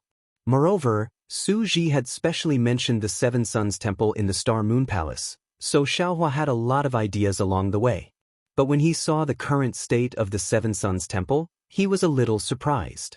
He couldn't help but whisper, "Oh, that's a little strange." Because the Seven Suns Temple was still the Seven Suns Temple, it seemed that the 300 years hadn't left any traces in the Seven Suns Temple. Although there were no traces of people in the Seven Suns Temple, the blood steel was still standing there and hadn't collapsed like Xiao Hua had imagined. Even the entire Seven Suns Temple was abnormally clean and didn't have a garden full of weeds like Xiao Hua had imagined. Something must have happened that I don't know about, Xiao Hua thought as he descended towards the Seven Suns Temple. However, before he could land, he saw 3 cultivators in Taoist robes rushing towards the Seven Suns Temple in a rather pathetic manner. Behind them, there were 2 Confucian cultivators who were chasing after them on clouds with flying swords in their hands. When the 3 Taoist cultivators saw the shadow of the Seven Suns Temple appear in front of them, joy appeared on their faces. They activated their dermic powers and their speed increased by 30%. On the other hand, the 2 scholarly cultivators became anxious. They looked at each other and opened their mouths, sending several mouthfuls of true qi into the flying swords in their hands. The 2 flying swords turned into sword lights and chased after 2 of the 3 cultivators. At the same time, the 2 scholarly cultivators' bodies became sluggish and fell a few feet. It seemed that their true qi was somewhat exhausted. I hope that when he sees this, he can leave a comment in the book review section. Thank you. Fellow Taoists who like this book, please go to Qidian to subscribe to support it. Chapter 4664. The flying swords were like lightning, and in the blink of an eye, they had already landed on the backs of the 2 Dao sect cultivators. The 2 Dao sect cultivators didn't panic and waved their hands behind them. 2 defensive magic treasures flew out and blocked the flying swords. Puff puff. The flying swords pierced the magic treasures and emitted a bright light. The flying swords and magic treasures were both sent flying at the same time. At this moment, the 2 Confucian cultivators behind began to chant inscriptions. Boom boom. The 2 flying swords exploded at the same time and turned into a rain of swords that fell towards the 2. Not good. The 2 scanned with their divine senses and both knew that things were not good. Xiao Hua, who was high up in the sky, frowned. Just as he was about to raise his hand, the 2 Dao sect cultivators waved their hands at the same time. 2 black ropes flew out of their hands and fell towards the 3rd person. Looking at the 3rd person, it was clear that he was prepared. Just as the 2 Dao sect cultivators attacked, his body suddenly fell. The 2 hands under his robe raised at the same time and 2 small snakes that were about an inch long rushed out and bit towards the 2 Dao sect cultivators' arms. Seeing the 3 of them fighting like this, Xiao Hua's eyes flashed with anger. He immediately withdrew his divine ability and stood quietly in the sky, no longer attacking. Swish swish. When the 2 small snakes appeared, the 2 Dao sect cultivators who attacked seemed to be afraid. They hurriedly controlled the ropes to land on the small snakes. With 2 soft sounds, the small snakes were killed.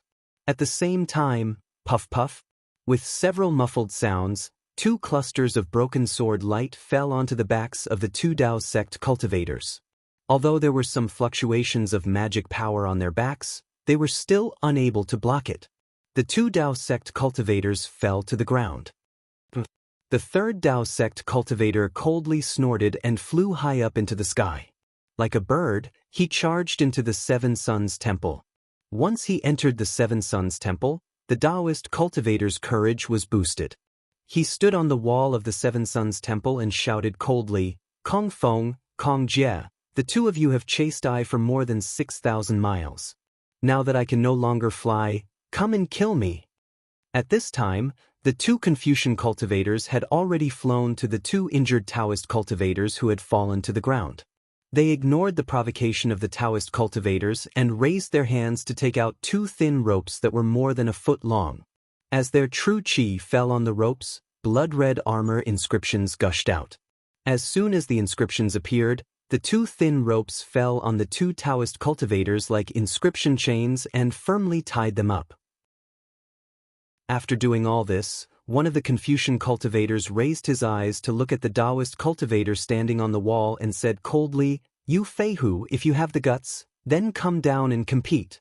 What kind of man are you if you're standing on top? The higher you stand, the farther you can see." The Taoist cultivator named Yu Feihu saw that the two Confucian cultivators didn't dare to come closer and became even bolder. He said proudly, "Don't tell me the two of you don't want to see 1,000 miles and reach a higher level? Damn it." One of the Confucian cultivators was a little angry. He raised his hand and pointed at Yu Feihu. He said angrily, "You have the ability to kill 49 young boys and girls as a blood sacrifice for your Dharma artifact. Why do you have the guts to fight me to the death? Those young boys and girls are people in trouble. Even if I don't do anything, they won't live for more than a few days. Since that's the case, why can't I sacrifice them for my Dharma artifact?" Yu Feihu sneered.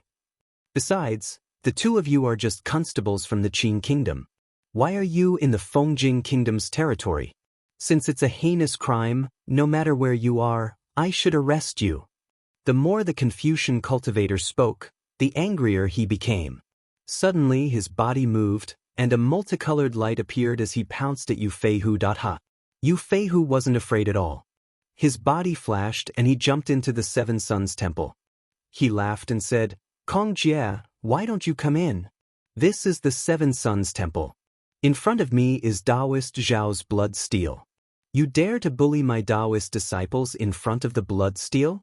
Aren't you afraid that your Qin kingdom will annihilate the Fortune Gate?"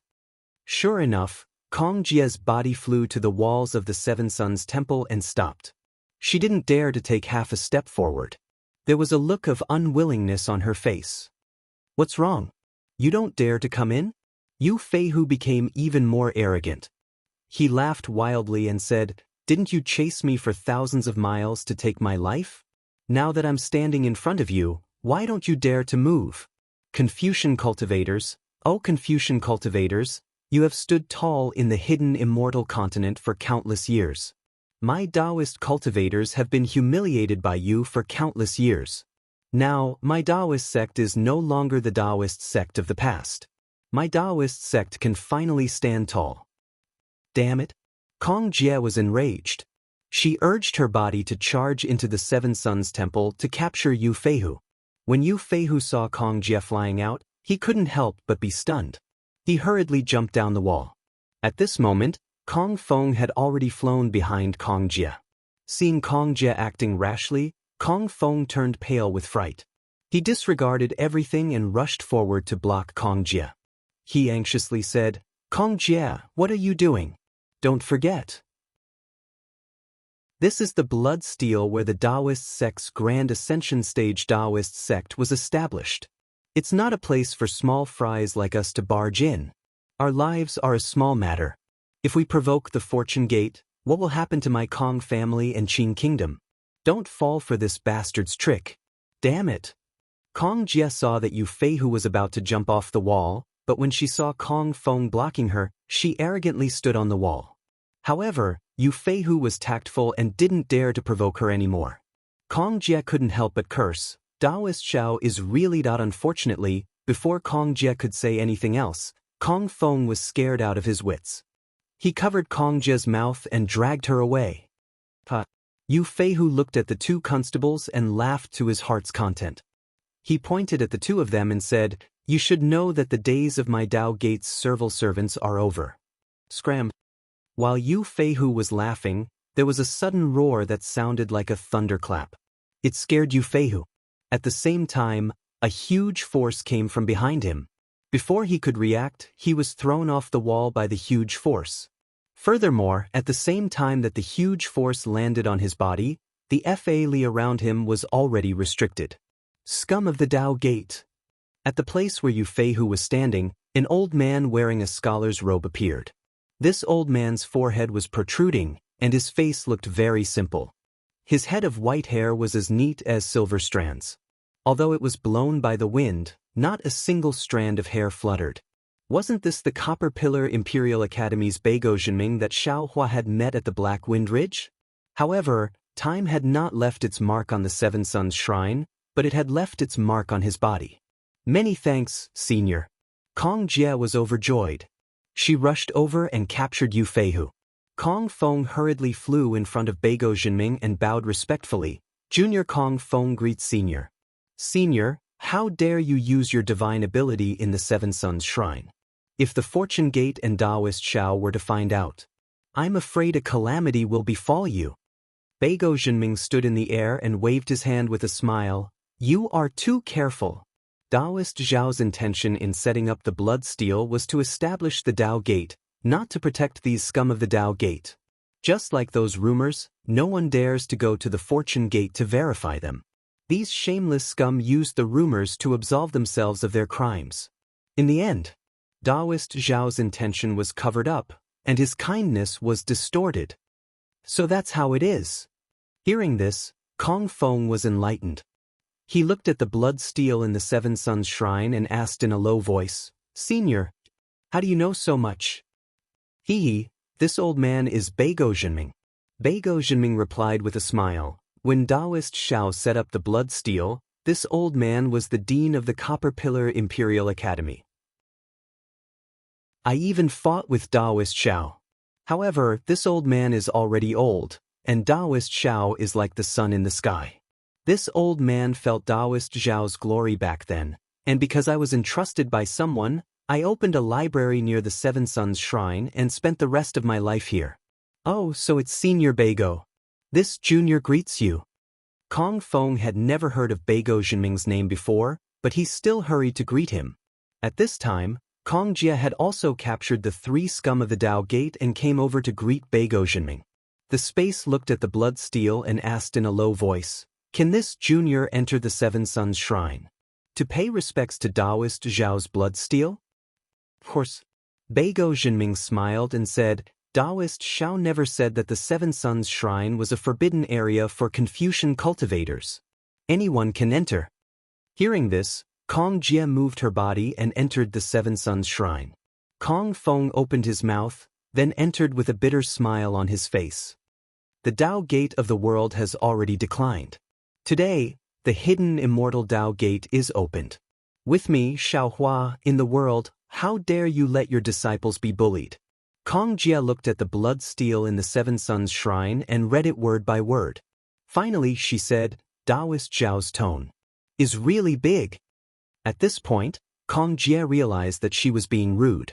She hurriedly rolled her eyes and said, Senior Beigo, if Taoist Xiao said those words with the strength of a Taoist Mahayana realm, no one in the world would not bow down.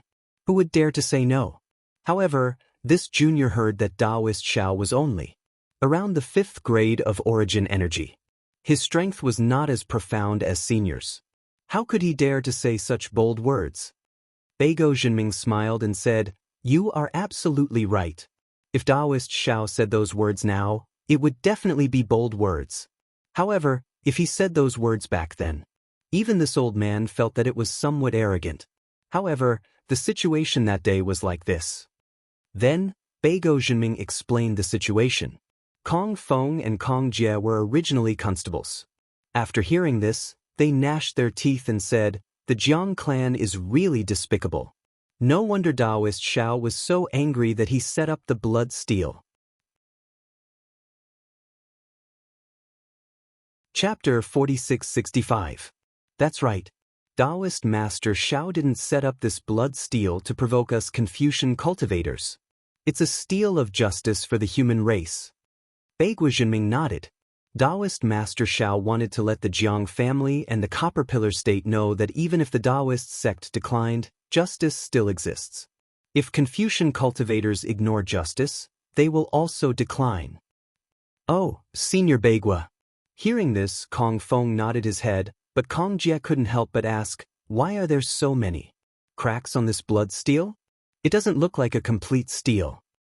Yes, this blood steel is no longer the blood steel that Taoist Master Shao used to set up the Taoist sect. Beiguo Jinming explained, ever since Taoist Master Shao left the Copper Pillar State, this blood steel became more and more famous. Many immortals came to check it out, but many of them took it as a joke and left. Some of them were unhappy, but after hearing about Dao Shan, they didn't make things difficult for this blood steel. However, there are still some immortals who don't like this blood steel and don't care about Taoist Master Zhao's reputation. They want to destroy this blood steel. Usually I will persuade and stop them. If I can't stop them, I can only let them do it. After that, I will restore this blood steel. Of course, ever since Taoist Master Shao planted good seeds in the God-fiend blood pool, the sage of literature also spread the word. Therefore, fewer immortals came to the Seven Suns Temple to make things difficult for this blood steel. Beiguo Jinming said with a smile. I also have more free time to teach students how to recite. Just as Beiguo Jinming was talking to the two constables, the sound of a child reciting could be heard from the side of the Seven Suns Temple. Senior Beiguo. Kong Feng was puzzled. I have a question to ask you. Please ask. Beiguo Jinming replied with a smile. Kong Feng hesitated for a moment and asked embarrassedly, I don't understand. Senior, you are a Confucian cultivator and have fought with Taoist Master Shao. Moreover, you are not from the Jiang family. Why are you guarding the Seven Suns Temple? But are you restoring the blood steel? You are not the only one asking about this. Beiguo Jinming laughed. You don't have to be embarrassed. This old man is not a person who fishes for fame, nor have I ever thought of relying on this matter to become famous. This old man was originally entrusted to guard this place by someone. That person was afraid that Taoist Shao would feel resentment towards the Bronze Pillar State and even the Confucian cultivators of Yu Province after seeing the blood steel destroyed. That person asked this old man to guard this place. Who is that person? Kong Jie said in surprise. That person actually predicted that Taoist Master Shao would definitely have the strength of a Taoist Grand Ascension Stage cultivator in the future. You don't need to know who that person is. Beiguo Jinming replied. I don't know whether or not he knew about Taoist Master Zhao's current situation. However, at that time, the Bronze Pillar country had just been destroyed and I was a little disheartened. I resigned from the Imperial Academy and wanted to live in seclusion in the mountains. That person probably wanted me to stay and told me his worries. Since I had nothing to do, I saw some helpless children around the Seven Suns Temple and some disabled beggars.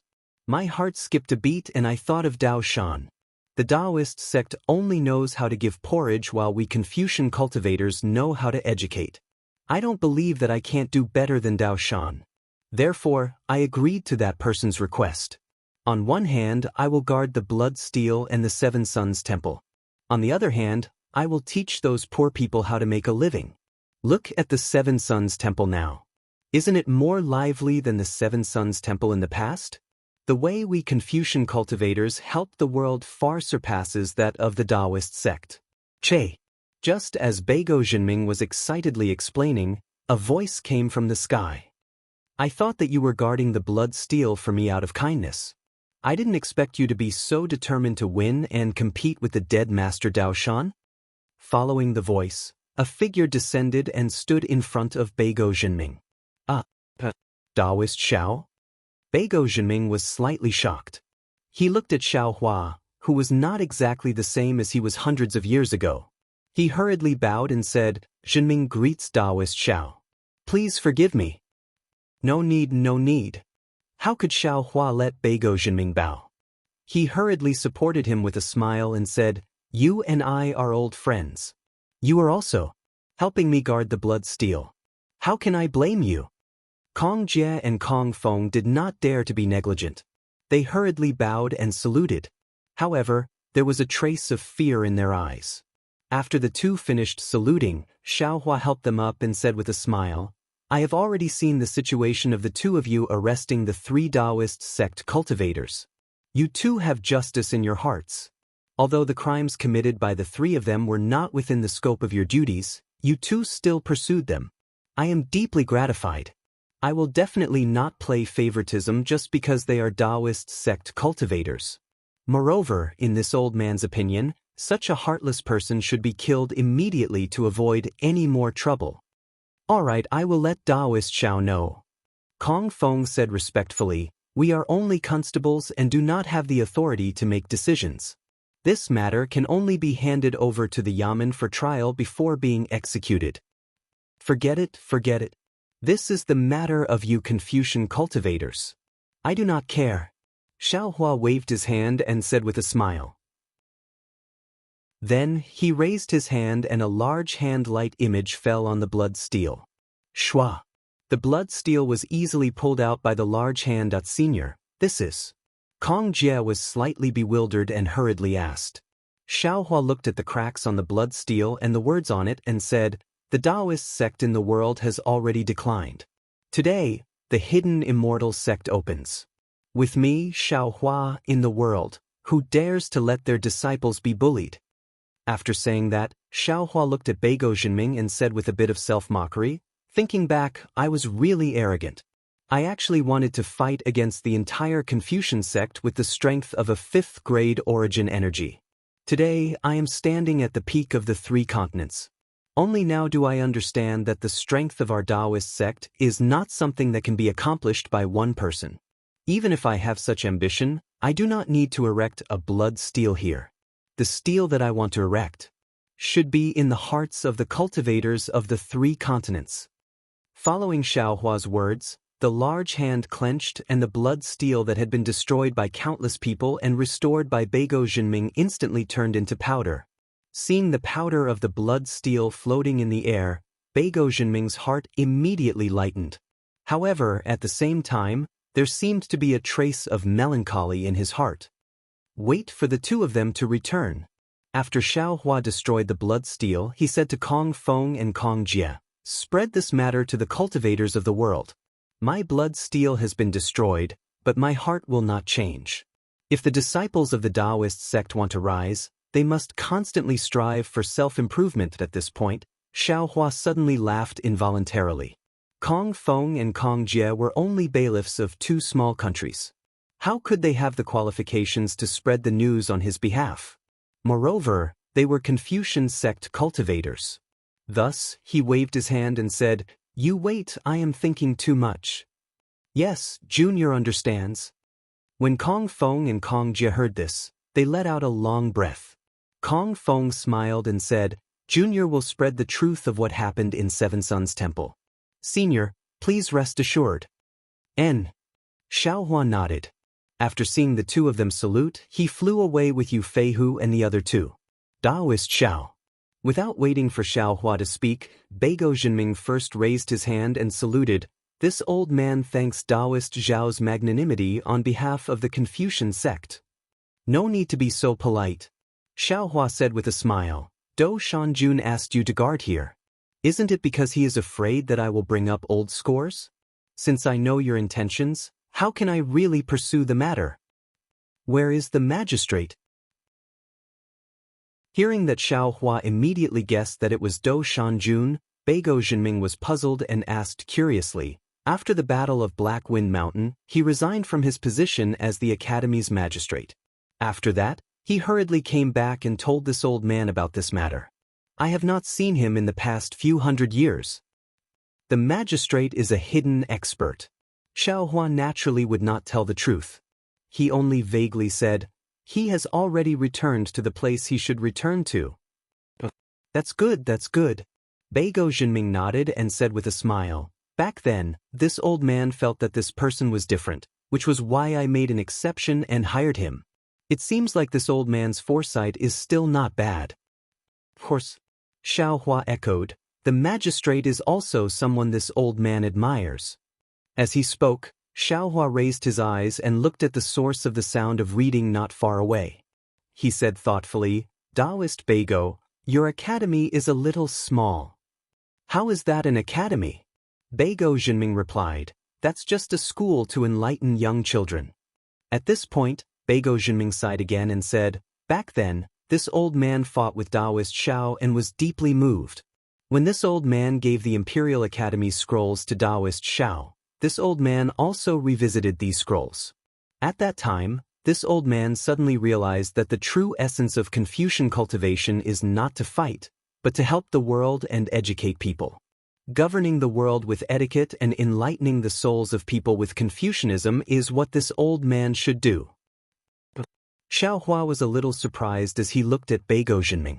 Although what he said was not the true five-cheese unification, with Beigo Jinming's strength, it was still a commendable thing to be able to calm down and search for the true essence of Confucian cultivation. Beigo Jinming continued, "Therefore, this old man had the intention to retreat after the war. After the Bronze Pillar country was destroyed, this old man completely lived in seclusion and studied here. After that, this old man also gave out porridge and clothes for a few years. However, when I saw that the child beggars did not have the ability to support themselves and giving out porridge could only treat the symptoms, I opened a school to teach the child beggars how to read and write, to learn how to support themselves. At the same time, when these child beggars grew up, they opened workshops nearby and ran businesses, taking in even more beggars and using their strength to earn money, to achieve the effect of supporting themselves." Friends who like this book, please subscribe to it at Qidian, give it a recommendation vote, bookmark it, gift it, and thank you for all forms of support. Chapter 4666. Soon after, Beigo Jinming recounted everything he had done in the past few years. He didn't mention anything about the Blood Steel's destruction or the Seven Sons Monastery's provocation. Xiao Huan nodded his head inwardly and said, "Fellow immortal Beigua, I really have to look at you in a new light. In the past few hundred years, fellow immortal Beigua has really undergone a complete transformation. There's no need for Taoists to praise me." Beigo Jinming nodded and said, "I was biased against the Taoist sects before, but after some self-reflection, I feel that the Taoist sects, the Confucian cultivators, and even the Buddhist sects are all cultivation methods of the human race. Although we have different Taoists, we can help the world together. Thus, when this old man taught my students, I always instilled such thoughts into them. I even compared the Taoist sect, Confucian sect, and Buddhist sect's thoughts. It's a pity. This old man's foundation is too weak. After cultivating for several hundred years, I'm already at the end of my rope. I'm afraid I won't be able to live for much longer." Xiaohua finally understood why Su Ji had specially instructed him to come to the Seven Sons Monastery. He clapped his hands and said, "How could Dean not know about dying at dawn and dying at night? At this point, why would Dean still have any regrets?" Beigo Jinming laughed and said, "Since Taoist Xiao is here, this old man's biggest knot in my heart has been untied. Even if I don't have the heart to die at dawn and dying at night, this old man has no more regrets." "It can't be, right?" Xiaohua's tone changed as he rubbed his nose and said with a smile, "This Seven Sons Monastery is so big, but there's no one to look after it. Wouldn't it be a waste? Isn't this Dean's regret? What does Taoist mean?" Beigo Jinming was a little confused as he looked around the Seven Sons Monastery. However, after a short while, he came to a realization and said, "Taoist, this is the Seven Sons Monastery.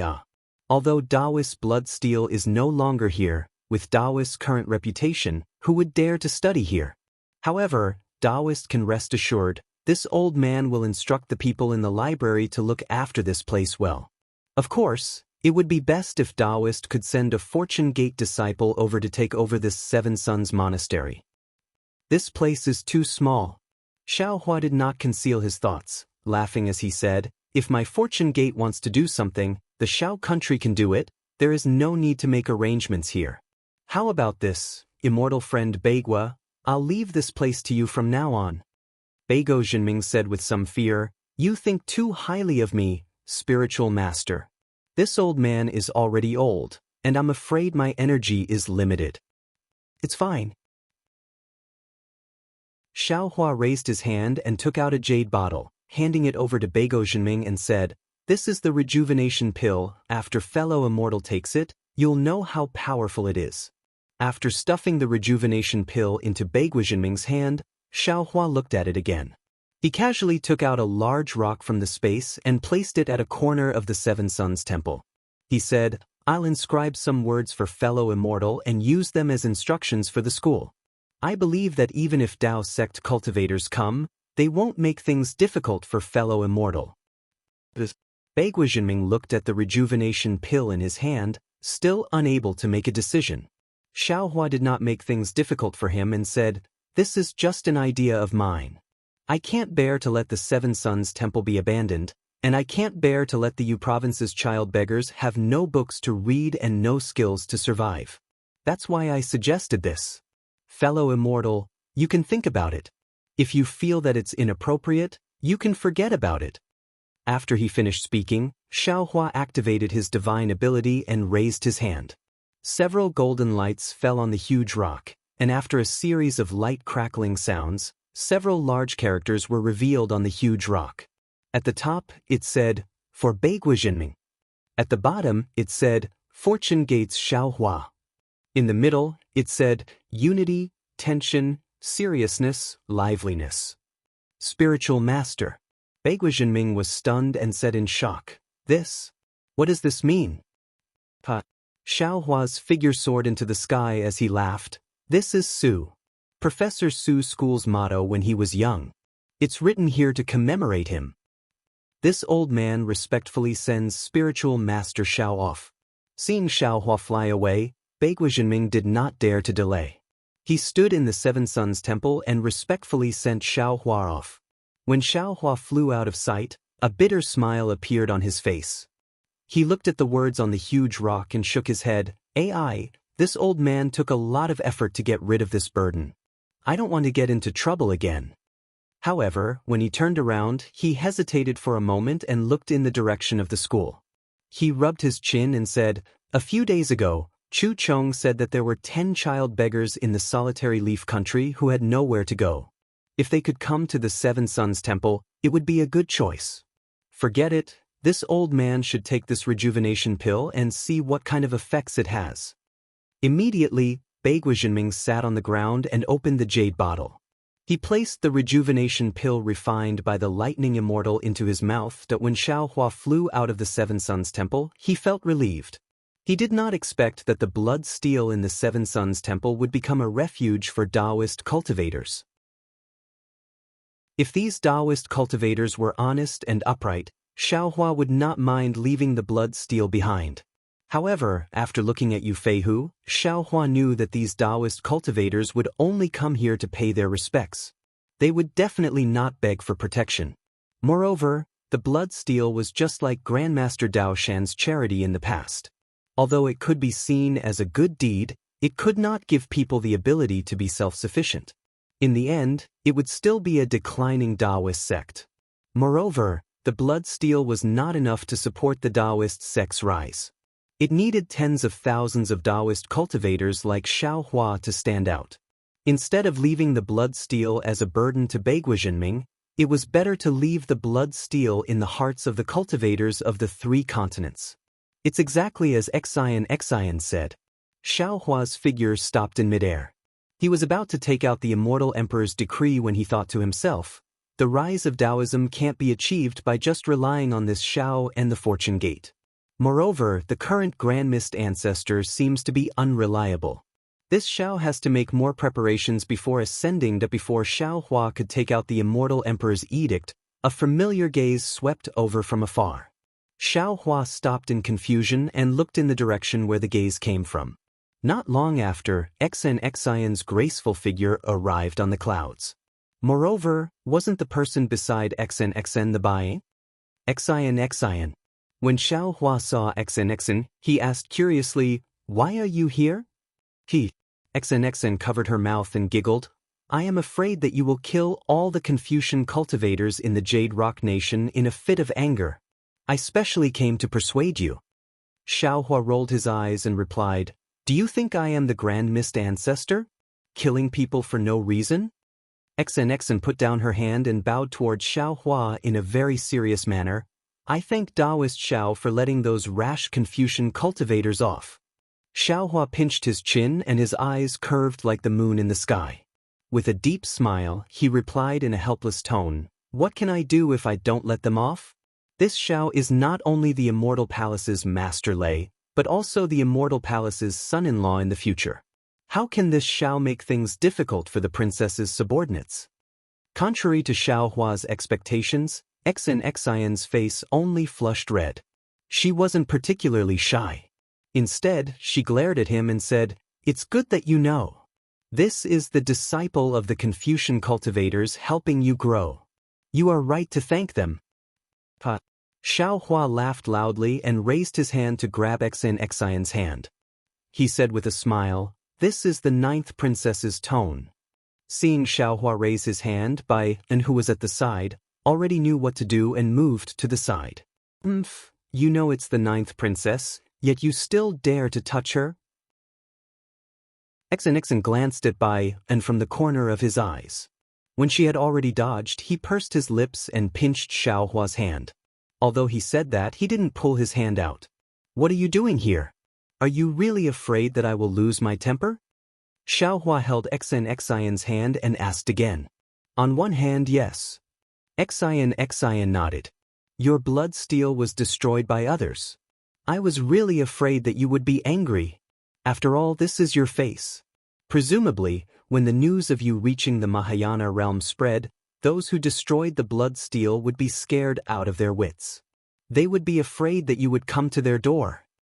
The so-called face is the respect from the hearts of others. Xiaohua said with a smile, If you do well, you will naturally have face. How can a hypocritical flattery be considered face? That's your own idea. You have your own dignity, so you don't need to care about face. XNXN said with a smile, But ordinary people live by face. I have destroyed the blood steel myself. Xiaohua told the story. You can announce this to the world and let those cultivators rest assured. That's strange. Hearing this, XNXN said with some surprise, Xiaohua, you suddenly thought of coming to Seven Suns Temple? You have returned to the hidden immortal continent for a long time. Xiaohua thought for a while and told him about Su Ji's request. He also told him about Su Ji's matter briefly. When XNXIN heard this, he frowned again. After thinking for a while, he said, Xiaohua, at Dawn and Dusk Cliff in Longevity Town, did the 4 great families and His Majesty ask about Senior Su? Xiaohua understood. He nodded with a smile and said, No. XNXIN said with a bitter smile, His Majesty doesn't know that Senior Su and Senior Xingyu have already left the hidden immortal continent. The main purpose of this Jade Pool meeting is probably these 2 seniors from the immortal world. It is also because His Majesty knows about the existence of these 2 immortals that he didn't take the plague of strange insects seriously. Now that I think about it, I'm afraid that's the case. Xiaohua secretly nodded and replied, But this is nothing. Let's just go and take a look. By the way, what else did you come here for? Nothing else. XNXN smiled and hugged Xiaohua's arm. He said, I just want to accompany you to the banquet at Lingyun's Side Palace. Chapter 4667. Oh, didn't you say you weren't going? You said something about going against the rules. Why are you thinking about it now? Xiaohua was very surprised, but after a moment he slapped his forehead and said, I understand. I'm afraid Empress Dowager missed you and issued an imperial decree? Xiaohua is indeed smart. XNXIN's other white finger tapped Xiaohua's forehead and laughed. That's great. Xiaohua said with a smile. With you accompanying me, I won't be afraid of getting lost. That's true. Hearing this, XNXN also looked at Xiaohua strangely.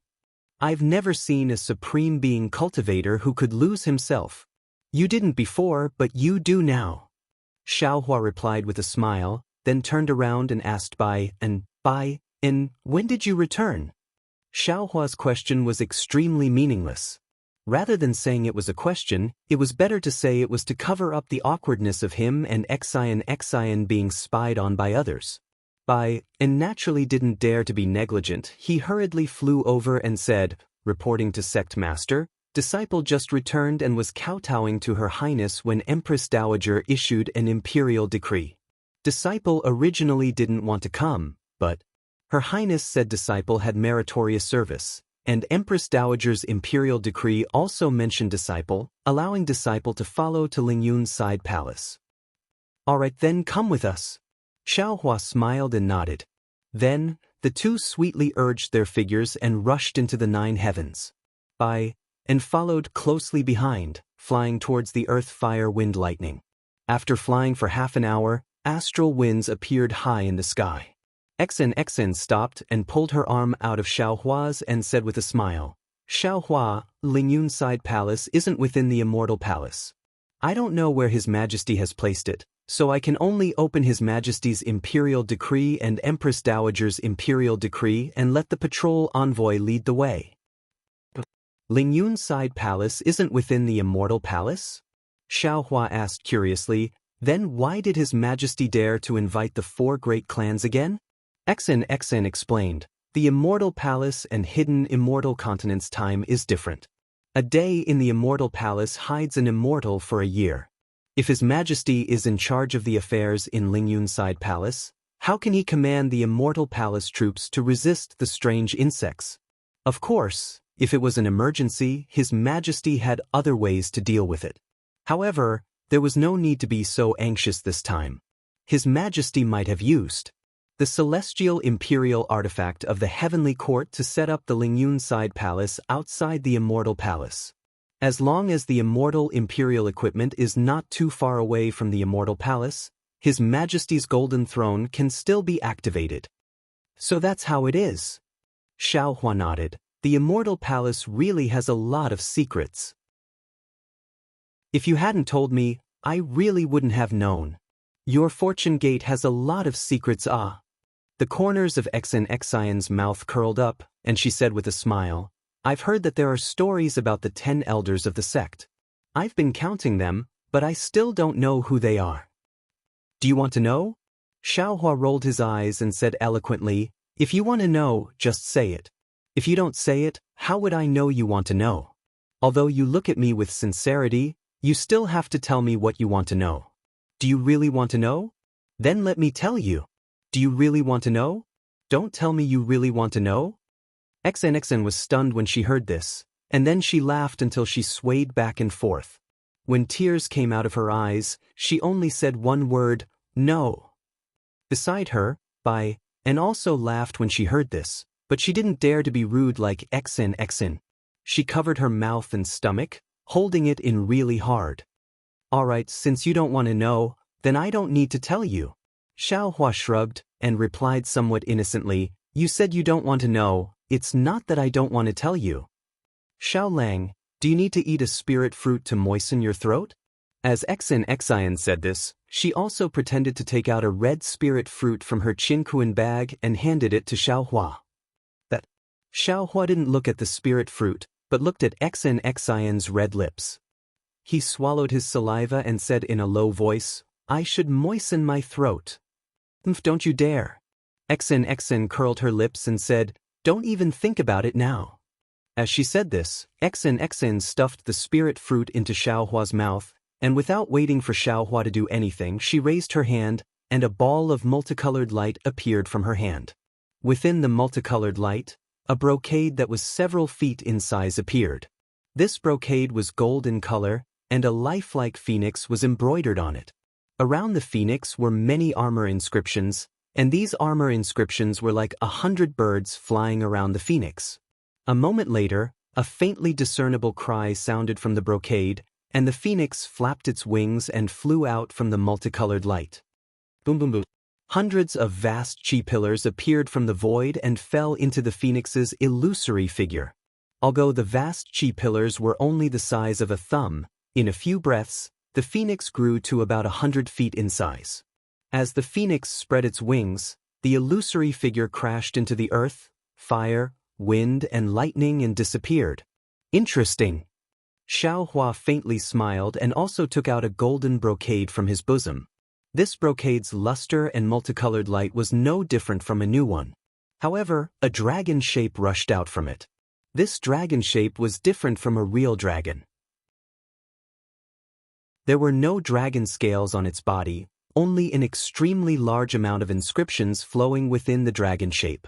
Moreover, around the dragon shape, there were also images of hundreds of beasts prostrating themselves on the ground and worshipping it. The dragon shape roared several times and crashed into the earth, fire, wind, and lightning. Unlike the phoenix, after the dragon shape passed, the earth, fire, wind, and lightning didn't close. Instead, a colorful passage that looked like a dragon pattern appeared, and a whistling wind blew out from this passage. Darling Xiao. Seeing the passage appear, XNXN hurriedly whispered, "Where are the Thunder Immortal and the Celestial Being? If possible, please ask them to show themselves first, and wait until we reach the Lingyun Side Palace to let them come out. It's not very polite. Moreover, it's not very respectful to them." "You're right, we should do that." Xiao Huan nodded in agreement, and took out the Kunlun mirror. Under the light, Thunder Immortal and the Celestial Being flew out, and after greeting XNXN, they stood in midair. "Alright." Thunder Immortal looked at XNXN and asked, "Princess XNXN, I have a question to ask." "Immortal, please ask." XNXN hurriedly asked. "Is the Jade Pool in the Lingyun Side Palace?" Thunder Immortal asked, "I know that we are going to the Lingyun Side Palace, but I didn't know that we have to participate in the Jade Pool gathering, so I asked." "Oh, it's like this." XNXN smiled and explained, "The Jade Pool is different from the Jade Mountain. The Jade Pool is an immortal imperial equipment of Empress Dowager, and after it is activated, it will reveal a strange realm of the heavenly court. The scenery in this strange realm is extremely beautiful, and rarely seen in the world. Therefore, if there is an important banquet that requires Empress Dowager to appear, Empress Dowager will use the Jade Pool to entertain guests." As time passed, it became known as the Jade Pool Gathering. His Majesty is currently in the Lingyun Side Palace, so as long as Empress Dowager shows the Jade Pool in the Lingyun Side Palace, wouldn't it be the Jade Pool Gathering? "Oh, I see." The Celestial Being curled his lips and shouted, "Isn't this the so-called inviting the monarch into a trap?" His Majesty and Empress Dowager are the leaders of Confucian cultivators, so they definitely wouldn't do this. XNXN pursed her lips and smiled. In just a few minutes, the sound of gongs and drums came from the passageway, and then a group of immortal soldiers and immortal generals flew out from the passageway. After flying out, they didn't go forward, but lined up in front of the passageway, and the one who flew out behind them was actually Tai Bai Jinxing. XNXN had already pulled her hand out of Xiao Hua's palm, and now seeing Tai Bai Jinxing fly out, she was slightly surprised. After she whispered a few words to Xiao Hua, Tai Bai Jinxing had already flown to Xiao Hua. Tai Bai Jinxing swung his horsetail whisk, cupped his hands and saluted, "Greetings, Master Xiao Lei." "Greetings, Thunderbolt Immortal and Senior Celestial Being." Xiao Hua and the others didn't dare to be negligent and hurriedly went forward to return the salute. After exchanging a few pleasantries, Tai Bai Jinxing raised his head with a smile and looked at XNXN, but he didn't go forward. Instead, he said, "Earlier, I left in a hurry at Longevity Town, so I didn't have time to congratulate the 9th princess. Today, I have the important task of welcoming Master Xiao Lei, so it's inconvenient for me to greet you.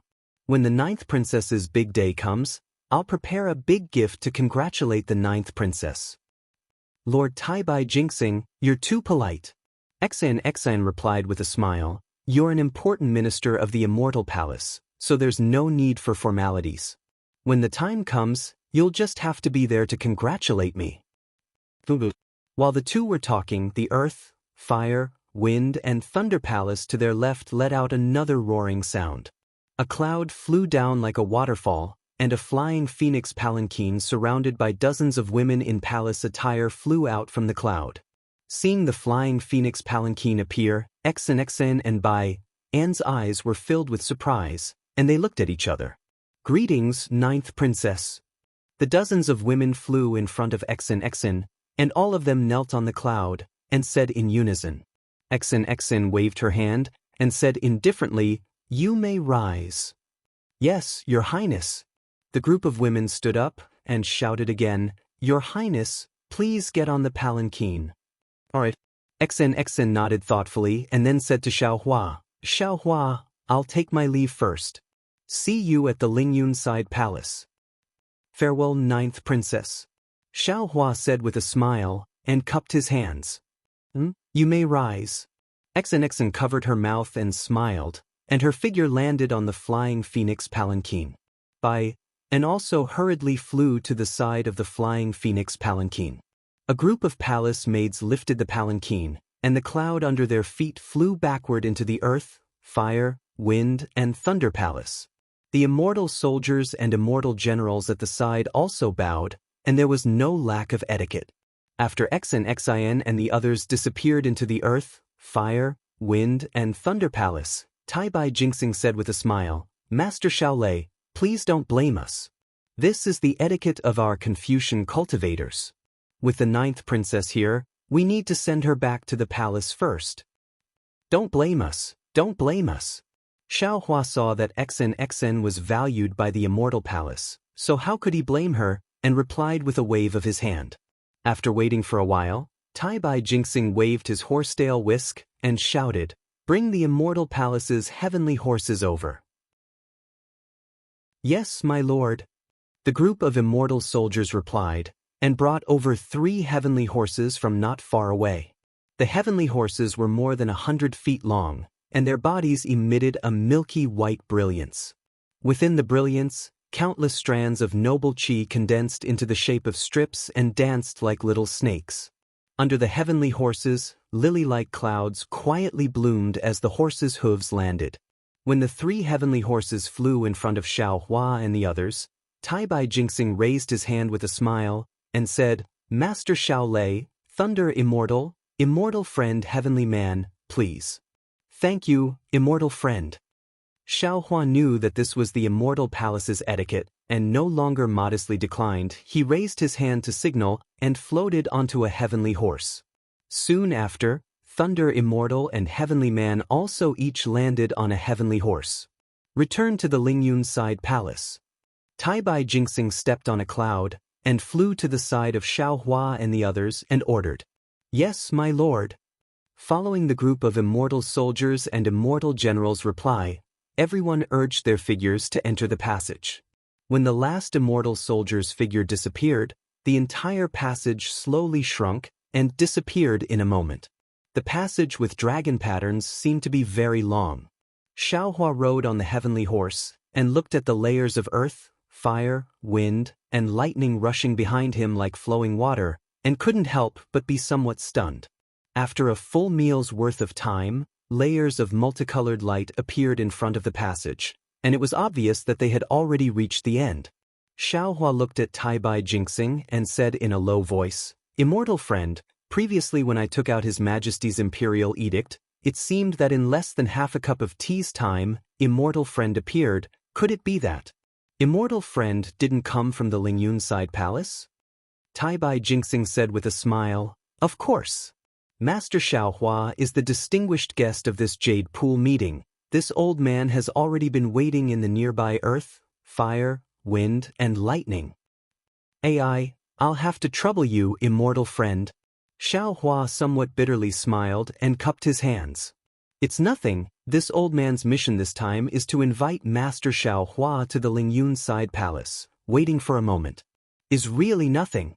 Taibai Jingxing didn't hide his attitude and reminded, "I only hope that Master Xiaohua can place the stability of the world as the most important thing and make a good choice. And rest assured, immortal friend." Xiaohua understood Taibai Jingxing's meaning and replied, "Perhaps His Majesty is wrong in many ways, but if he thinks about the common people of the world, this Xiao won't oppose him. Then this old man can rest assured." Taibai Jingxing smiled and nodded. As the heavenly horse flew out of the passage, Xiaohua's eyes unconsciously lit up.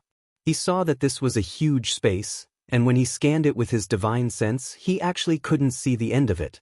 The entire space was surrounded by a starry sky, and in the center of the space, there was a huge palace towering majestically. At this moment, the style of this palace wasn't very clear, and Xiaohua could only see that around the palace, there were millions of vast chi pillars rushing in from the starry sky, entering the space. When these vast chi neared the palace, they turned into multicolored clouds, and these clouds condensed together, and like a huge dragon, they rushed into the palace with a roar. That huge palace emitted a glaring brilliance, illuminating the entire space. Along with the brilliance filling the entire space, there was also a mighty and surging aura. Everyone who entered the space couldn't help but have a kind of longing in their heart, and even a kind of desire to worship. His Majesty is really generous. Xiaohua looked at the palace, then retracted his gaze, and said to Taibai Jinxing. Taibai Jinxing slightly smiled and replied, "This Jade Pool meeting is the gathering of the supreme experts of the 3 continents, Thunder Temple, Great Sage Hall, and Dragon Island are all present. How could His Majesty be negligent?" Dragon Island is also coming to the Dragon Clan? Is it the Great Elder or the Second Elder? Xiaohua asked with a little surprise.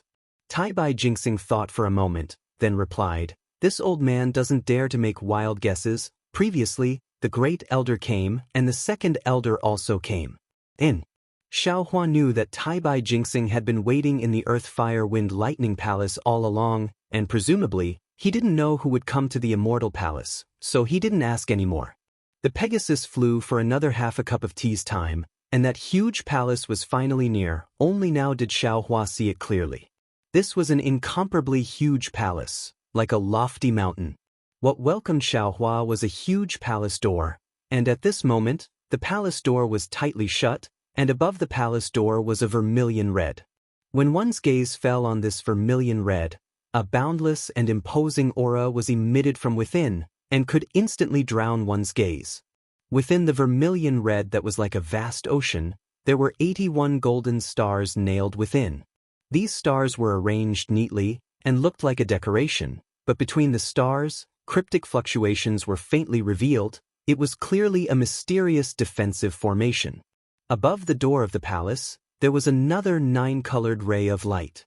Above the ray of light, there were several flamboyant words, Lingyun Side Palace. Waves of human race's destiny turned into dragons and phoenixes, wantonly swimming around these 4 large words. Xiaohua's gaze moved away from the palace door, and landed on the immortal soldiers and generals standing neatly outside the palace door. These immortal generals were all 7th or 8th grade origin energy, and each of them was wearing armor and holding weapons in their hands. An indescribable solemn and murderous aura was emitted from their bodies, enveloping the entire palace door. Looking at these, Xiaohua sighed. The Immortal Palace's foundation is really hard to find in this world. Just the Lingyun Side Palace alone is already so impressive. I'm afraid that my fortune gate won't be able to catch up in a short time. Just as he was thinking, those immortal soldiers and generals standing neatly suddenly became chaotic, and some immortal generals hurriedly flew to the side of the palace door. When Xiaohua's divine sense swept over, he immediately showed a kind of surprise, and he looked at Taibai Jinxing with some confusion, while Taibai Jinxing's brows were tightly knitted, and he also looked in that direction. "Io, Taoist Xiao is here."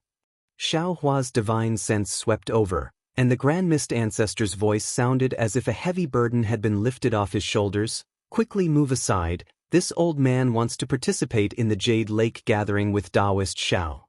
Cough cough. Seeing this, Taibai Jinxing coughed twice and ordered, "You all move aside." "Yes, Lord." The group of immortal soldiers holding weapons surrounding the Grand Mist Ancestor all moved aside, but they still surrounded the Grand Mist Ancestor with caution.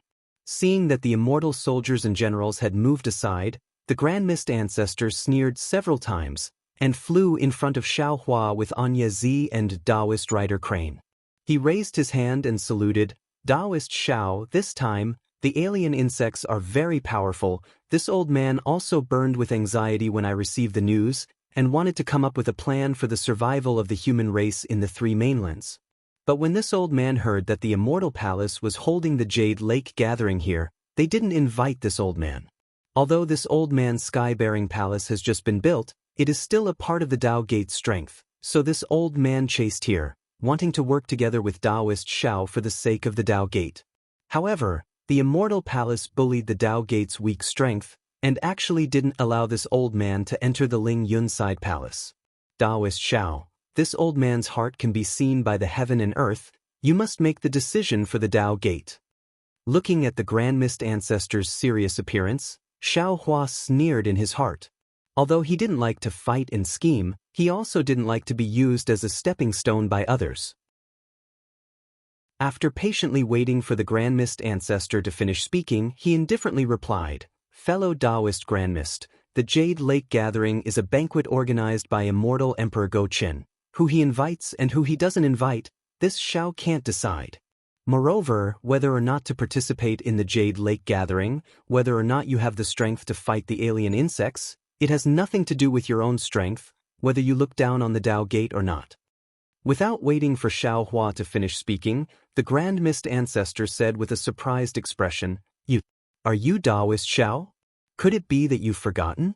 You once erected a blood stele in the Seven Suns Temple. The world's Tao Gate is declining early, the hidden immortal Tao Gate is opening today with me, Xiao Hua, in this world, who dares to bully and humiliate disciples. These words are known to all Tao Gate cultivators. Did you forget Taoist Zhao's order?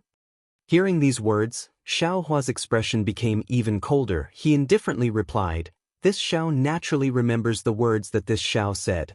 However, this Xiao has already destroyed the blood stele. This Xiao Hua wants to carve these words into the hearts of every cultivator." The Grand Mist ancestor was truly shocked. He didn't expect Xiao Hua to actually destroy the blood stele. He was speechless for a moment. At this time, Xiao Hua opened his mouth again. "However, since you said that you're a Tao Gate cultivator, this Xiao will ask for you." Finished speaking, Xiao Hua turned his head and asked Taibai Jinxing, "Fellow Taoist, I wonder if His Majesty has any special criteria for inviting people?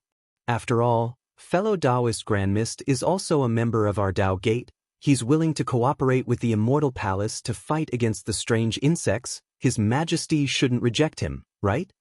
Taibai Jinxing was slightly stunned, then as if he thought of something, a smile appeared on his face. He said, "Master Xiao Lei, His Majesty invited Empress to hold the Jade Pool meeting in the Lingyun side hall this time. It's naturally different from before. Because this time, the main focus is to fight against the strange insects, the divine ability of an ordinary cultivator. In front of the billions of strange insects, is already insignificant. Therefore, this old servant heard from His Majesty that the people invited by His Majesty not only have to be the top experts of the 3 continents, but also supreme experts. In other words, the supreme experts of various sects. The so-called supremacy of a supreme being referred to an expert who was respected by the masses. In other words, the experts of the top forces in the 3 continents and 4 seas. As for the various sects, naturally, they are the Confucian cultivators, Buddhist sect, Tao Gate, demon race, and dragon race. At this point, Taibai Jinxing's gaze swept over the Emperor's robe on Grand Mist Ancestor's body, then landed on Grand Mist Ancestor's face, and he said with a smile, "The elders of the Dragon Island control the Dragon Island, and even the dragon palaces of the 3 seas have to listen to their orders. They are qualified to participate in this Jade Pool meeting. The Thunder Temple's 3 Buddhist lords control the past, present, and future of the Buddhist sect, and the billions of Buddhist disciples in the Pure Land world listen to them. They are qualified to participate in this Jade Pool meeting. The Great Sage Temple's 7 great sages control the 1,000 demons holy realm and millions of demon holy realm. No demon dares to disobey their orders. They are qualified to participate in this Jade Pool meeting. Taoist Xiao Hua, Taoist Xiao, Lightning Taoist, and Senior Celestial Being are in charge of the Fortune Gate, and their millions of disciples have shaken the 3 continents. Wherever the Iron Blood battle team passes, the 4 aristocratic families are defeated, the 1,000 demons holy realm, and even the dragon palaces of the 4 seas have to retreat. Fellow Taoist Grand Mist, What about you? Your sky-bearing palace. Although this old man has heard of its name, I have never heard of its scale or the strength of its disciples. Even more so, I don't know what role the sky-bearing palace can play in resisting the alien insects. What qualifications do you have to participate? Although venerable realm experts can wear emperor's robes, those who can wear emperor's robes are not necessarily venerable realm experts. Tai Bai Jinxing didn't leave any face for the Grand Mist ancestor. He was very different from the Longevity Town. In Tai Bai Jinxing's eyes, rather than calling Xiao Hua the Fortune Gate Sect Master, it would be better to call him the Immortal Palace's Lightning Master. Rather than calling him the Immortal Palace's Lightning Master, it would be better to call him the Immortal Palace's son-in-law. The conversation between Xen Xian and Xiao Hua outside the Earth Fire Wind Lightning Gate had made Tai Bai Jinxing feel closer to Xiao Hua. The Grand Mist ancestor's face turned ugly, but it only lasted for a moment. He looked at Xiao Hua and said word by word, "Taoist Xiao, you heard Tai Bai Jinxing's words. He said that this old man doesn't have the qualifications to participate in the Jade Lake gathering. This is not a reason, this is clearly an excuse. They don't dare to let this old man participate in the Jade Lake gathering. Taoist Xiao, this old man hasn't known you for a long time, but I'm sure you've heard of this old man's name on the hidden immortal continent. Long before this old man was suppressed, this old man has been fighting for the rise of my Dao Gate. The things I've done before are too many to count." Although this old man didn't erect the blood steel, this old man has also wreaked havoc in the Immortal Palace and killed countless immortal soldiers and immortal generals. After this old man escaped, this old man saw the struggle of the Dao Gate's younger generation and saw Taoist Zhao's efforts. Therefore, this old man used Taoist Zhao's deeds to motivate himself.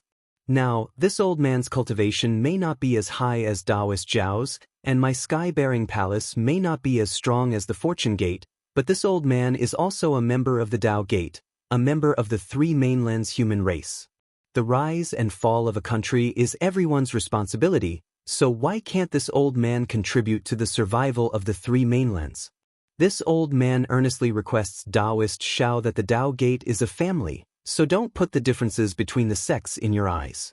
Just treat this old man as a member of the Dao Gate and allow this old man to follow Taoist Xiao to participate in the Jade Lake gathering.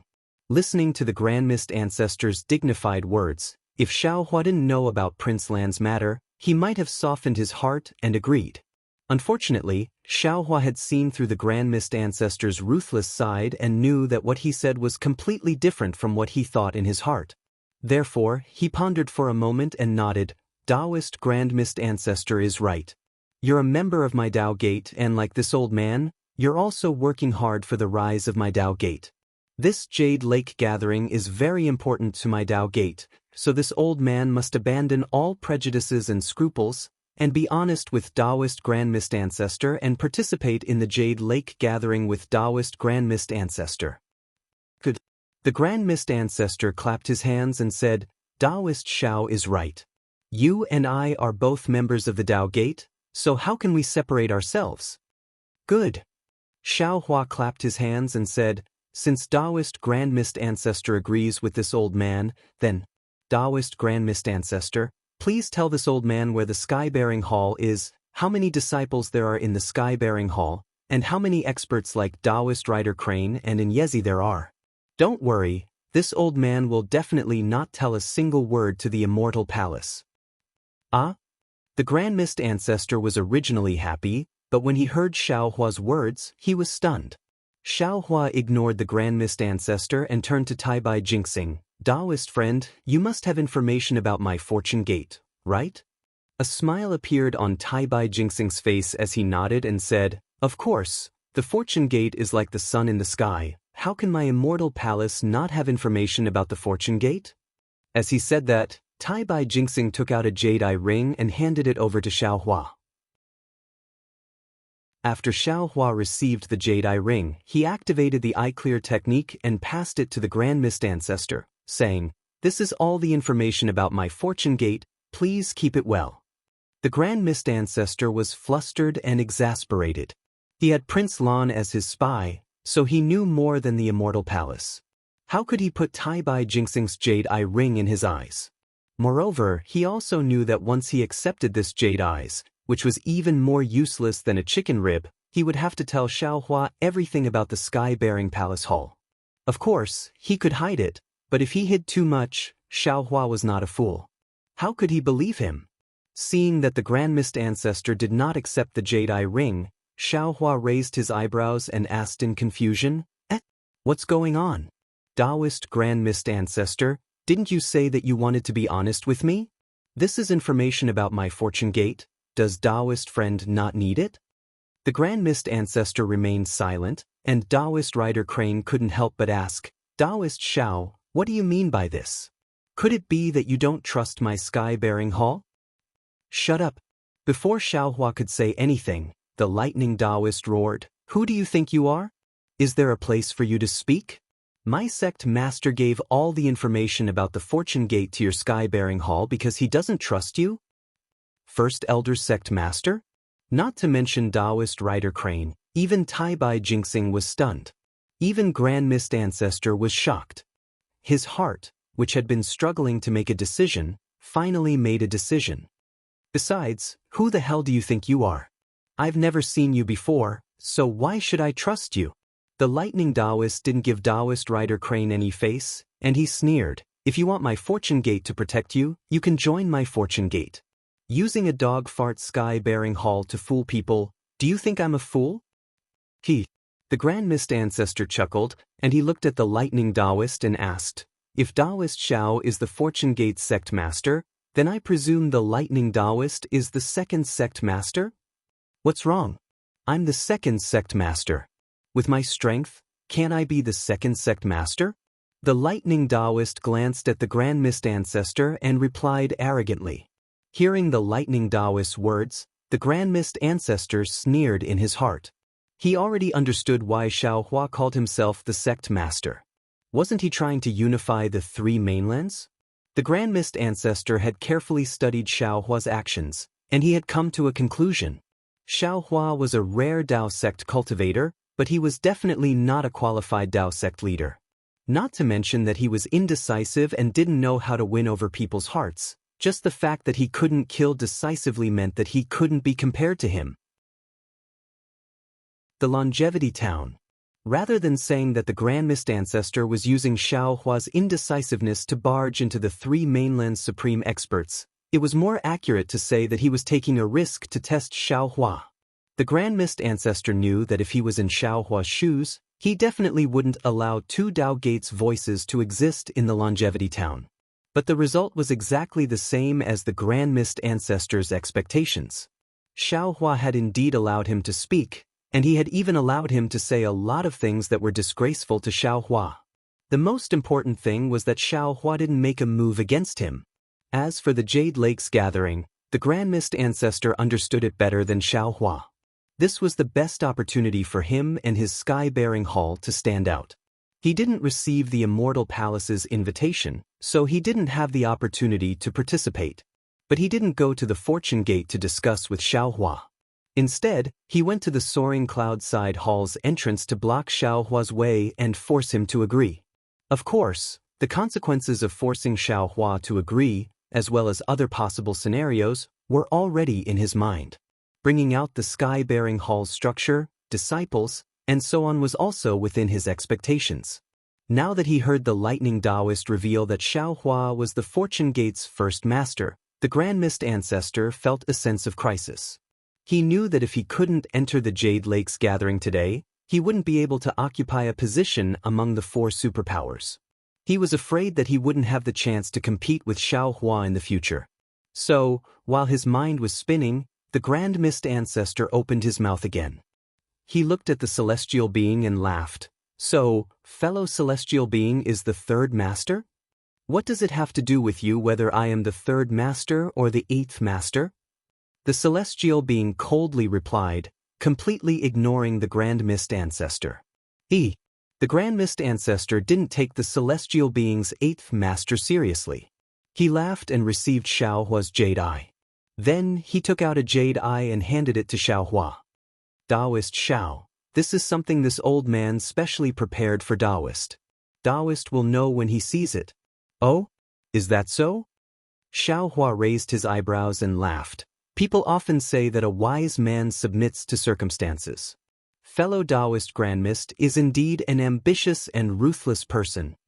How could the Grand Mist ancestor not understand Xiao Hua's sarcasm? However, this sarcasm was too far away from his grand plan. How could he care about it? Xiao Hua took the jade eye and looked at it. His expression changed slightly, and then he looked at the Grand Mist ancestor from head to toe. He said indifferently, "This Xiao really didn't expect fellow Taoists to have such great strength." If that's the case, can the Fortune Gate and Sky-Bearing Palace form an alliance? The Grand Mist ancestor raised his hand and looked at Xiao Hua with a smile. He had taken out his biggest trump card, and he didn't think that Xiao Hua would refuse. Alliance? Who knew that Xiao Hua looked at the Grand Mist ancestor's hand in a daze and asked curiously, "You and I are both from the same sect, and we are brothers. Has fellow Taoist ever seen brothers form an alliance?" The Grand Mist ancestor was extremely embarrassed, and he didn't know how to answer. The 3 continents are so big, and there are only 2 sects, the Fortune Gate and the Sky-Bearing Palace. There is no need to form an alliance. Xiao Hua laughed and said, "What this Xiao means is, since fellow Taoist wants to participate in the Jade Lake meeting, does fellow Taoist want to join under the Fortune Gate, or participate under the Sky-Bearing Palace's name? If you want to use the Sky-Bearing Palace's name, there is no harm in giving this Jade Eye to the Immortal Palace. Various forces are needed to resist the alien insects, and I think the Immortal Emperor will definitely want the Sky-Bearing Palace to become a force and ally with the Immortal Palace to resist the foreign enemies." Fuck, who said that this Xiao Hua is too honest and doesn't know how to be flexible? The Grand Mist ancestor gritted his teeth so hard that his teeth were about to shatter. This bastard just looked at the jade pupils and threw his words to the side. He even wants to pull this old man's Sky-Bearing Hall to his Fortune Gate. His appetite is really big. Isn't he afraid of dying from overeating? This old man won't let you have your way. This old man would rather ally with the Immortal Palace than to join the Fortune Gate. At this time, the Grand Mist ancestor seemed to have forgotten that he was the one who said to Xiao Hua that all the sects under the heavens were one family. Of course, the Grand Mist ancestor couldn't reveal his thoughts. After pondering for a while, he said in a dignified tone, "Taoist Xiao is right. The Fortune Gate already has 3 masters, and even if this old man goes to the Fortune Gate, this old man won't be able to help much. This old man's Sky-Bearing Palace should participate in the Jade Lake meeting as an independent sect.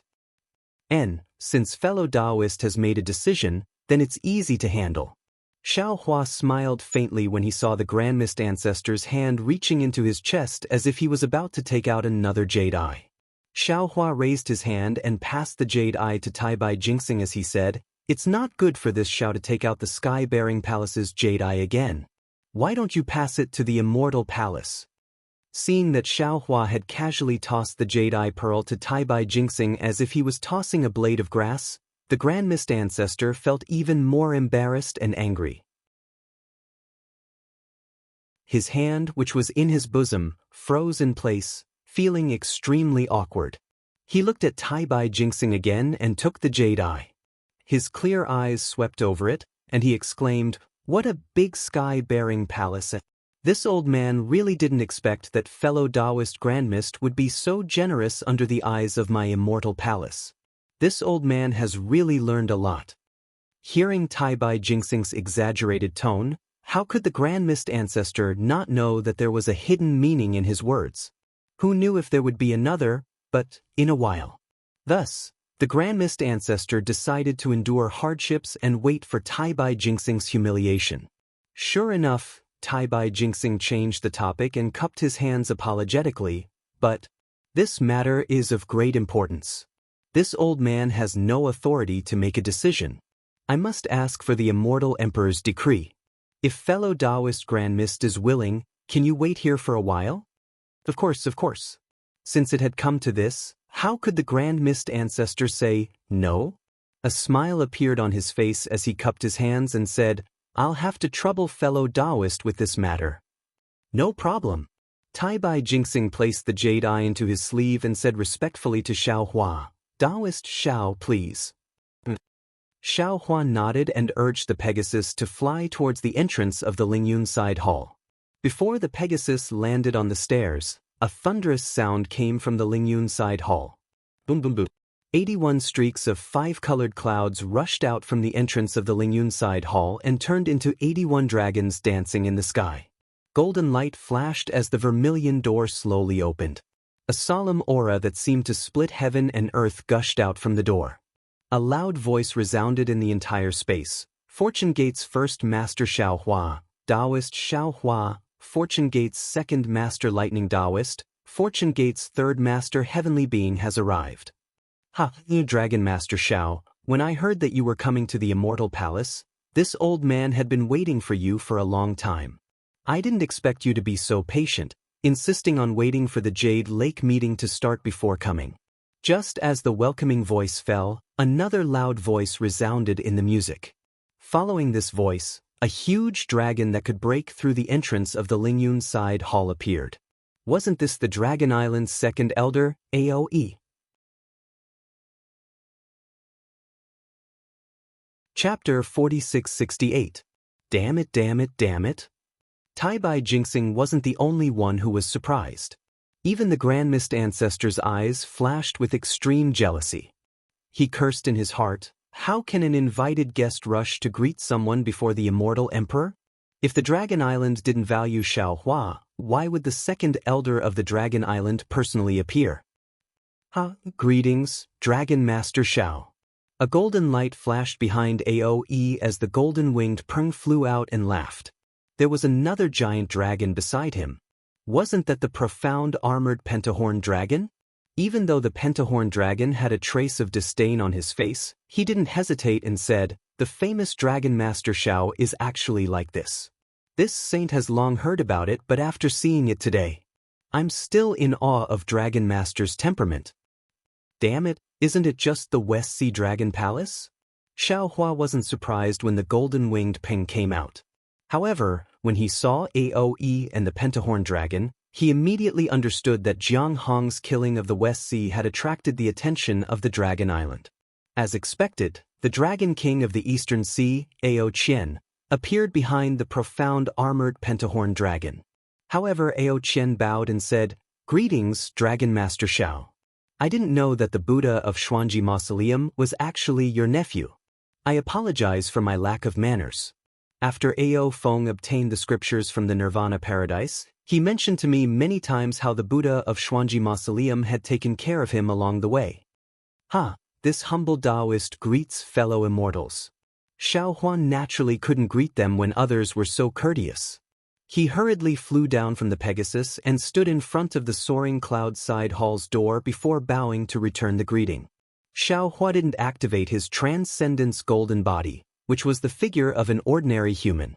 He stood there respectfully, but the second elder of the Dragon Island, the two great sages of the Great Sage Hall, and the East Sea Dragon Palace Lord didn't dare to disrespect him. The four demons hurriedly used their techniques and transformed into human form. They smiled and said, Dragon Master Xiao, you're too polite. Master Xiao Lei. Right after Xiao Hua finished greeting the dragons and demons, Immortal Emperor Go Chen didn't miss the opportunity to appear. He smiled and said, after hearing Master Xiao Lei's name, the second elder of Dragon Island was even more anxious than me. He actually came to greet you before me. I really don't know who the real host is. Your Majesty is wrong. When Xiao Hua saw that Immortal Emperor Gaochen had personally come out, he understood that Immortal Emperor Gaochen was attracted by the title of Fortune Gate's third master. Therefore, he smiled and bowed respectfully. This humble servant is a human, and is also the lightning master of the Immortal Palace. This humble servant can be considered half a host, so. At this point, Xiao Hua's heart skipped a beat. He realized that his words were ambiguous and wanted to think of an explanation.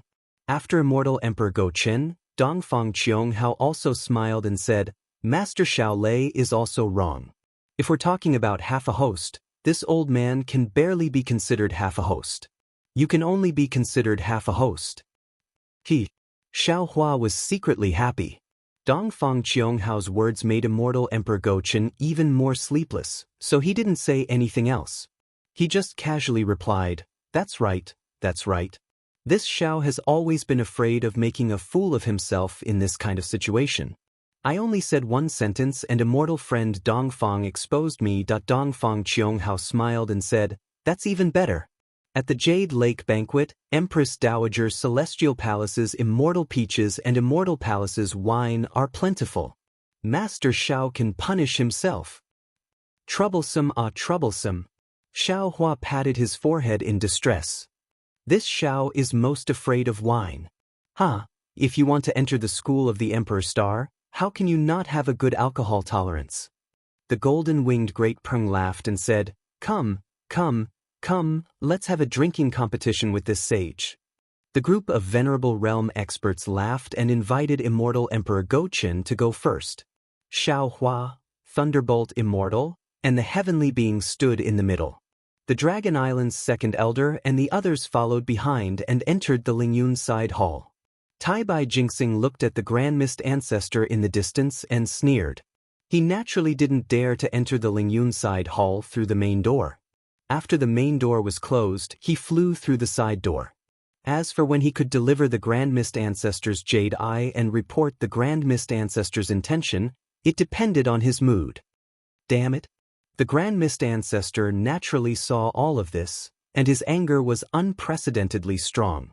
In his heart, he knew that the other forces might not put the fortune gate in their eyes. However, the 3 continents and the 4 seas needed a force that could benefit from both sides to keep each other in check. If Xiaohua's rise wasn't too lucky, if Xiaohua's fortune gate wasn't 100 years earlier than his sky-bearing palace, all the glory in front of him would belong to him and not Xiaohua. Lord Sect Master. Taoist Rider Crane was very quick-witted.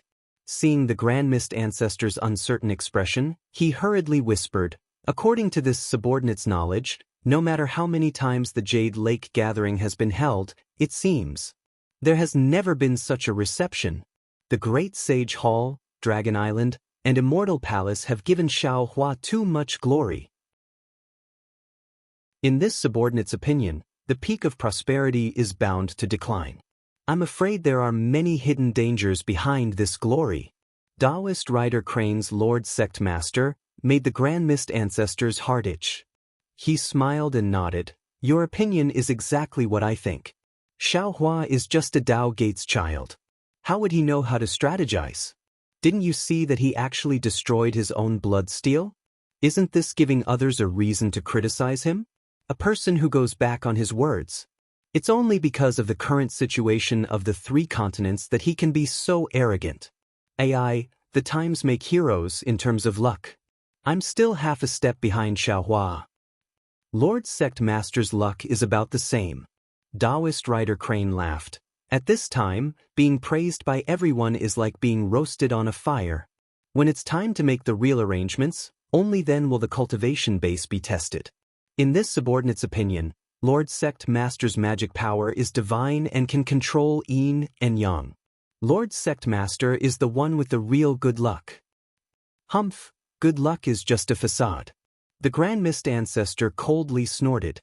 His gaze swept over the tightly shut door of the soaring cloud side hall, and he transmitted, "All kinds of luck are like paper and silk in front of a plan. Before everything is revealed, everything is like the moon in the water. In the end, Xiao Hua will know that everything he did is just to pave the way for me. Everything he has is mine." This subordinate has this confidence. Taoist Rider Crane's eyes narrowed. He also looked at the soaring cloud side hall and replied, "Only your majesty is the master of this palace. Only your majesty is qualified to be the Tao Gates. Lord Sect Master." Not to mention that the Grand Mist Ancestor and Taoist Rider Crane were flattering each other in front of the soaring cloud side hall. On the other side of the soaring cloud side hall, there was a similar door.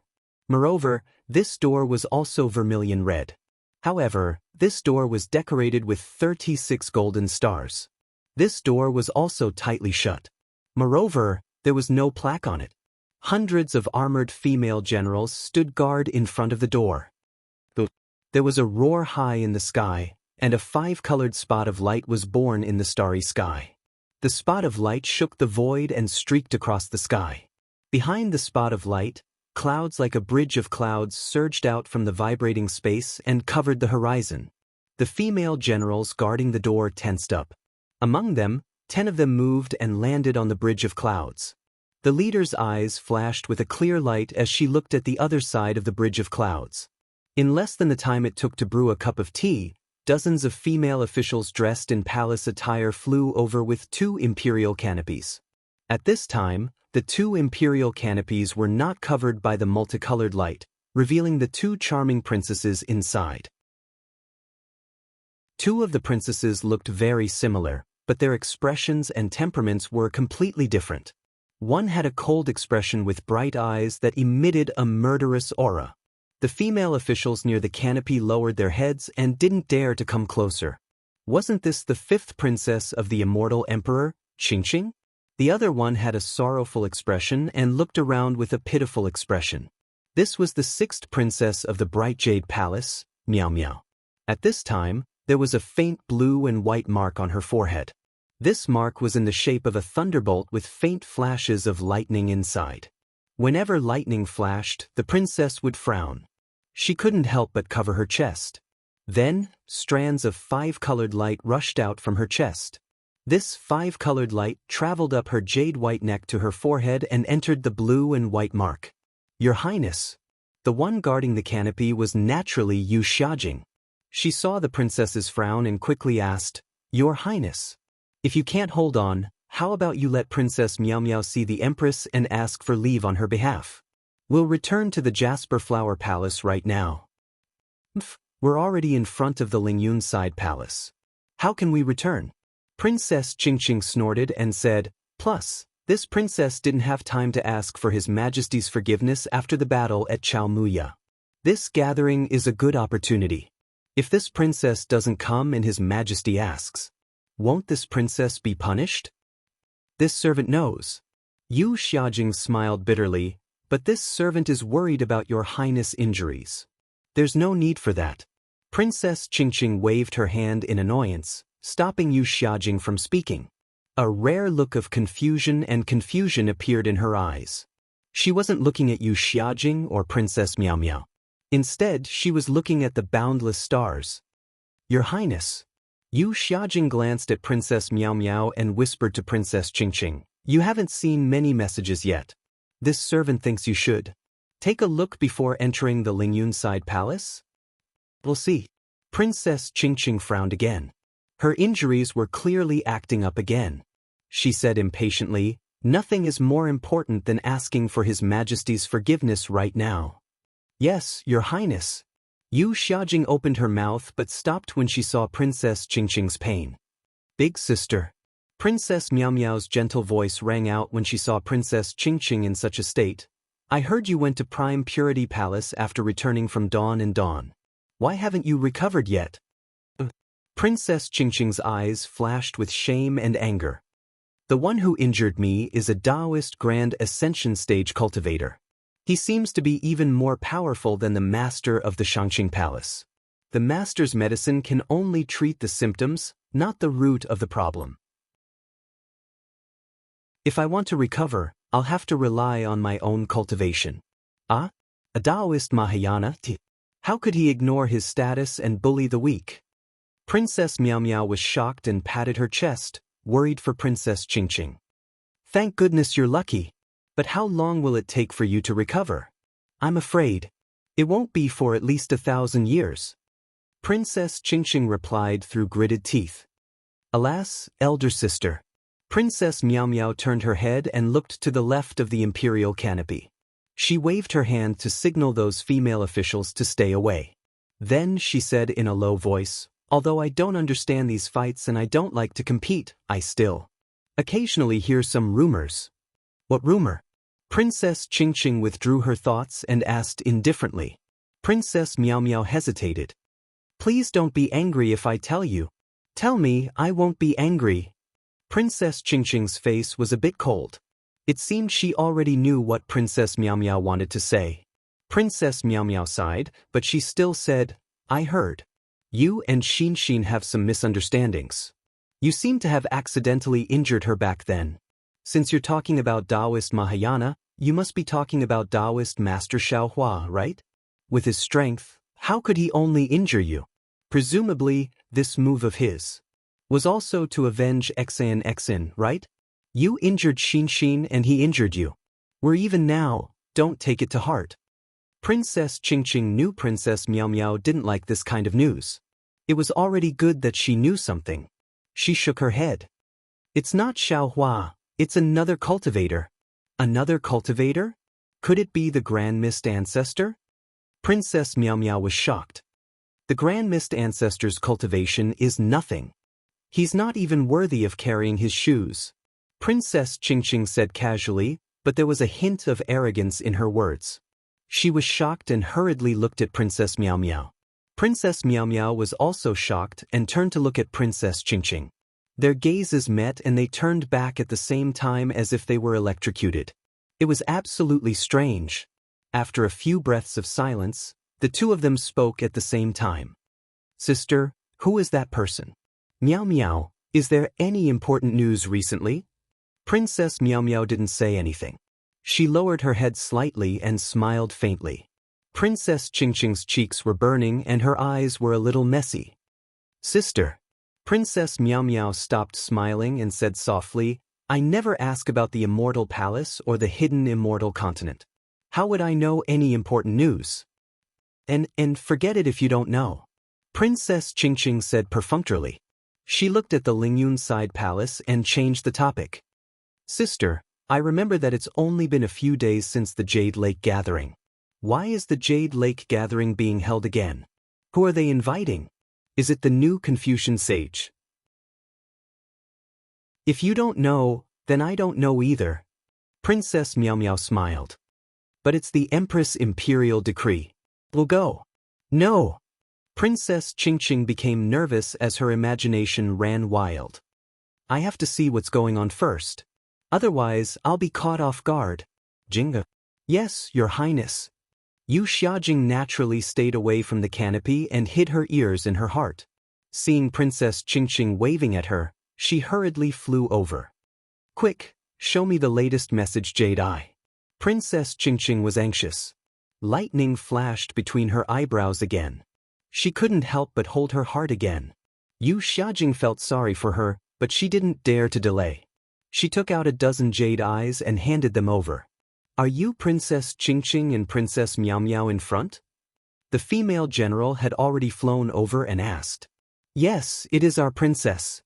Yu Xiaojing and a female official from the Bright Jade Palace responded and flew over. The Empress has decreed that the two princesses are to go to the Jade Lake immediately. The female general transmitted her voice. Yu Xiaojing smiled. Generals, please lead the way. This way, please. The female general didn't dare to delay. She led the cloud bridge to the side door.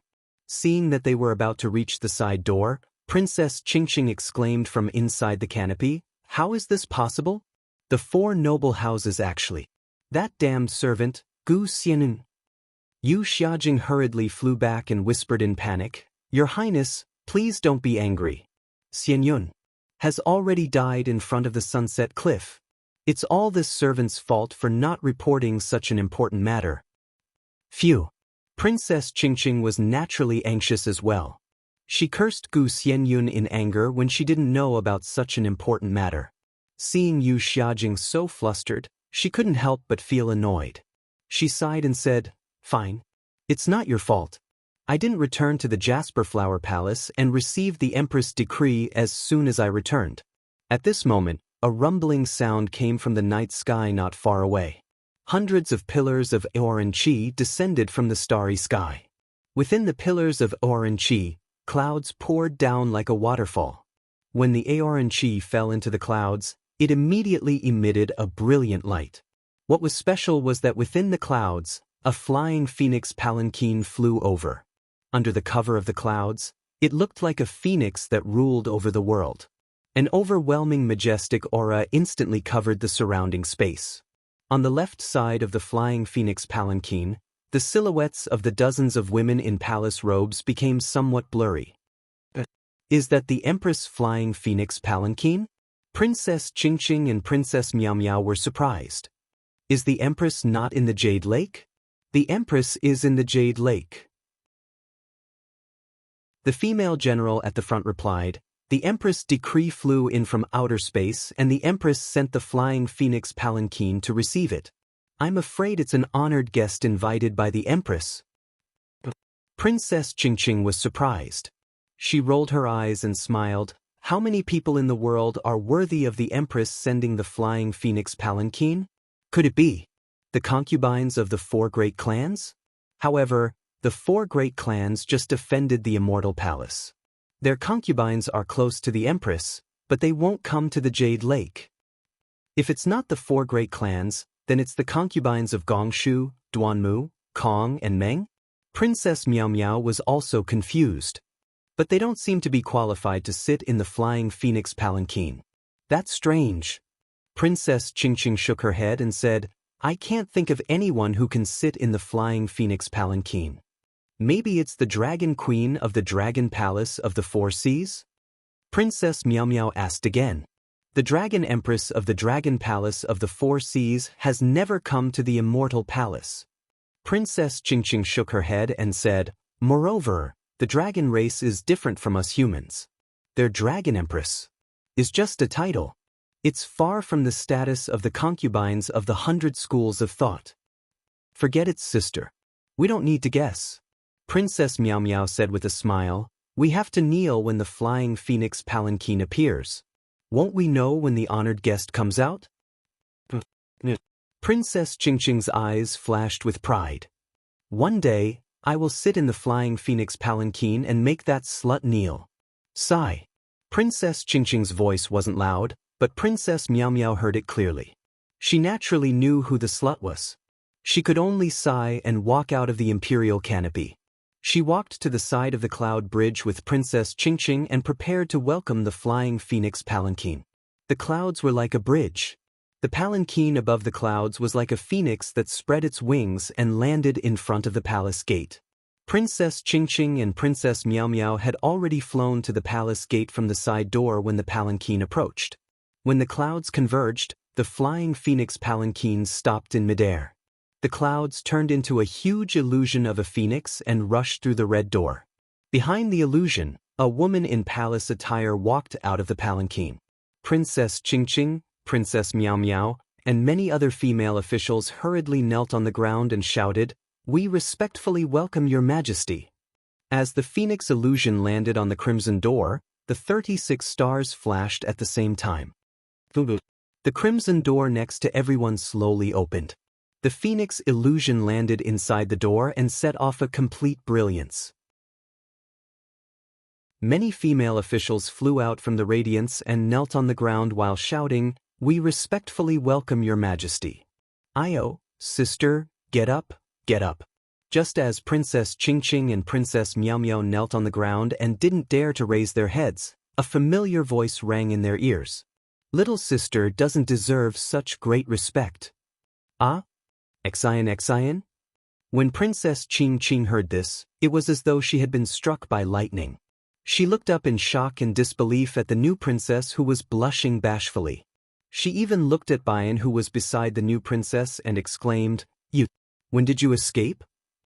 Then, before Xen could speak, Princess Qingqing jumped up from the ground and scolded, Xen, what right do you have to sit in this flying phoenix palanquin? You've overstepped the etiquette and called yourself your majesty. Do you know that you've violated the immortal law? I'm going to see his majesty today to present it. Qingqing. Just as Princess Qingqing was feeling embarrassed and angry, a kind voice came from inside the hall. Your younger sister has just escaped and returned to the Lingyun side hall.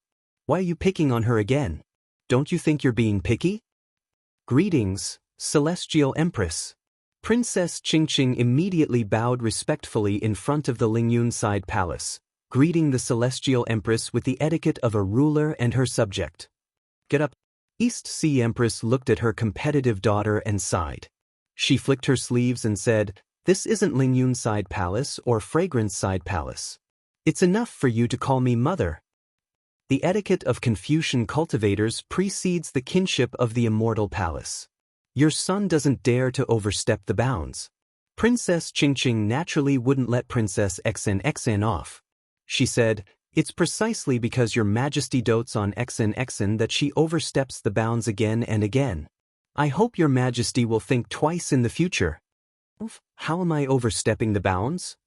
East Sea Empress looked at Princess Qingqing with amusement and anger. She had called Princess Qingqing and Princess Miao Miao over today because Princess Miao Miao had a good relationship with Princess Qingqing and Princess XN. She wanted to use the Jasper Lake meeting to ease the tension between the two princesses. But who would have thought that Princess Qingqing and Princess Miao Miao would arrive at the same time as the new princess's Flying Phoenix sedan? Princess Qingqing would kneel to the new princess in the Flying Phoenix sedan. Princess Qingqing was naturally furious. She seemed to have overreached herself. Although the ninth princess is His Majesty's descendant and has a noble status, Princess Qingqing seemed to have thought of something and her expression changed. She quickly shut her mouth. But a moment later, she gritted her teeth and said, "She hasn't made any outstanding achievements. With her unmarried status, how can she sit in this Flying Phoenix sedan chair?" Qingqing. East Sea Empress' expression didn't change. She asked thoughtfully, "These days? You weren't in the Jasper Flower Palace, right?" "Yes, Your Majesty." Princess Qingqing replied, "Your son was injured by the Fortune Gate's lightning reverend on the Sunset Cliff. I've been recuperating in the High Purity Palace. And, if that's the case, Your Majesty will pardon you." East Sea Empress nodded and turned to a female official. "Xiuqiao, read His Majesty's decree to Princess Qingqing." "Yes, Your Majesty." The female official didn't dare to delay. She hurriedly got up and returned to the palace.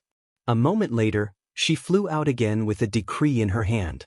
After the decree was unfurled, everyone except East Sea Empress knelt down and listened to the female official read it word by word. "By the will of the heavens, the ancestors of the Confucian cultivators rejoice. Today, with the help of the ninth princess, I obtained the 5 energies unification technique from the master of the literary stream palace and found the true essence of my Confucian cultivation. My hidden immortal will return to the orthodox Confucian cultivation and will definitely shine for generations to come. This is one of the ninth princess' great achievements. After the sutra seeking of extreme bliss, I encountered danger in the longevity town. The ninth princess used the mystic origin water control flag to break the connate 4 directions formation and saved me from danger. This is another of the ninth princess' great achievements. When the hidden immortal died and the 9 provinces formation collapsed, I, the ninth princess, fearlessly took the risk and brought my 9 provinces cauldron formation to the Dao Gate. This is the third of the ninth princess' great achievements.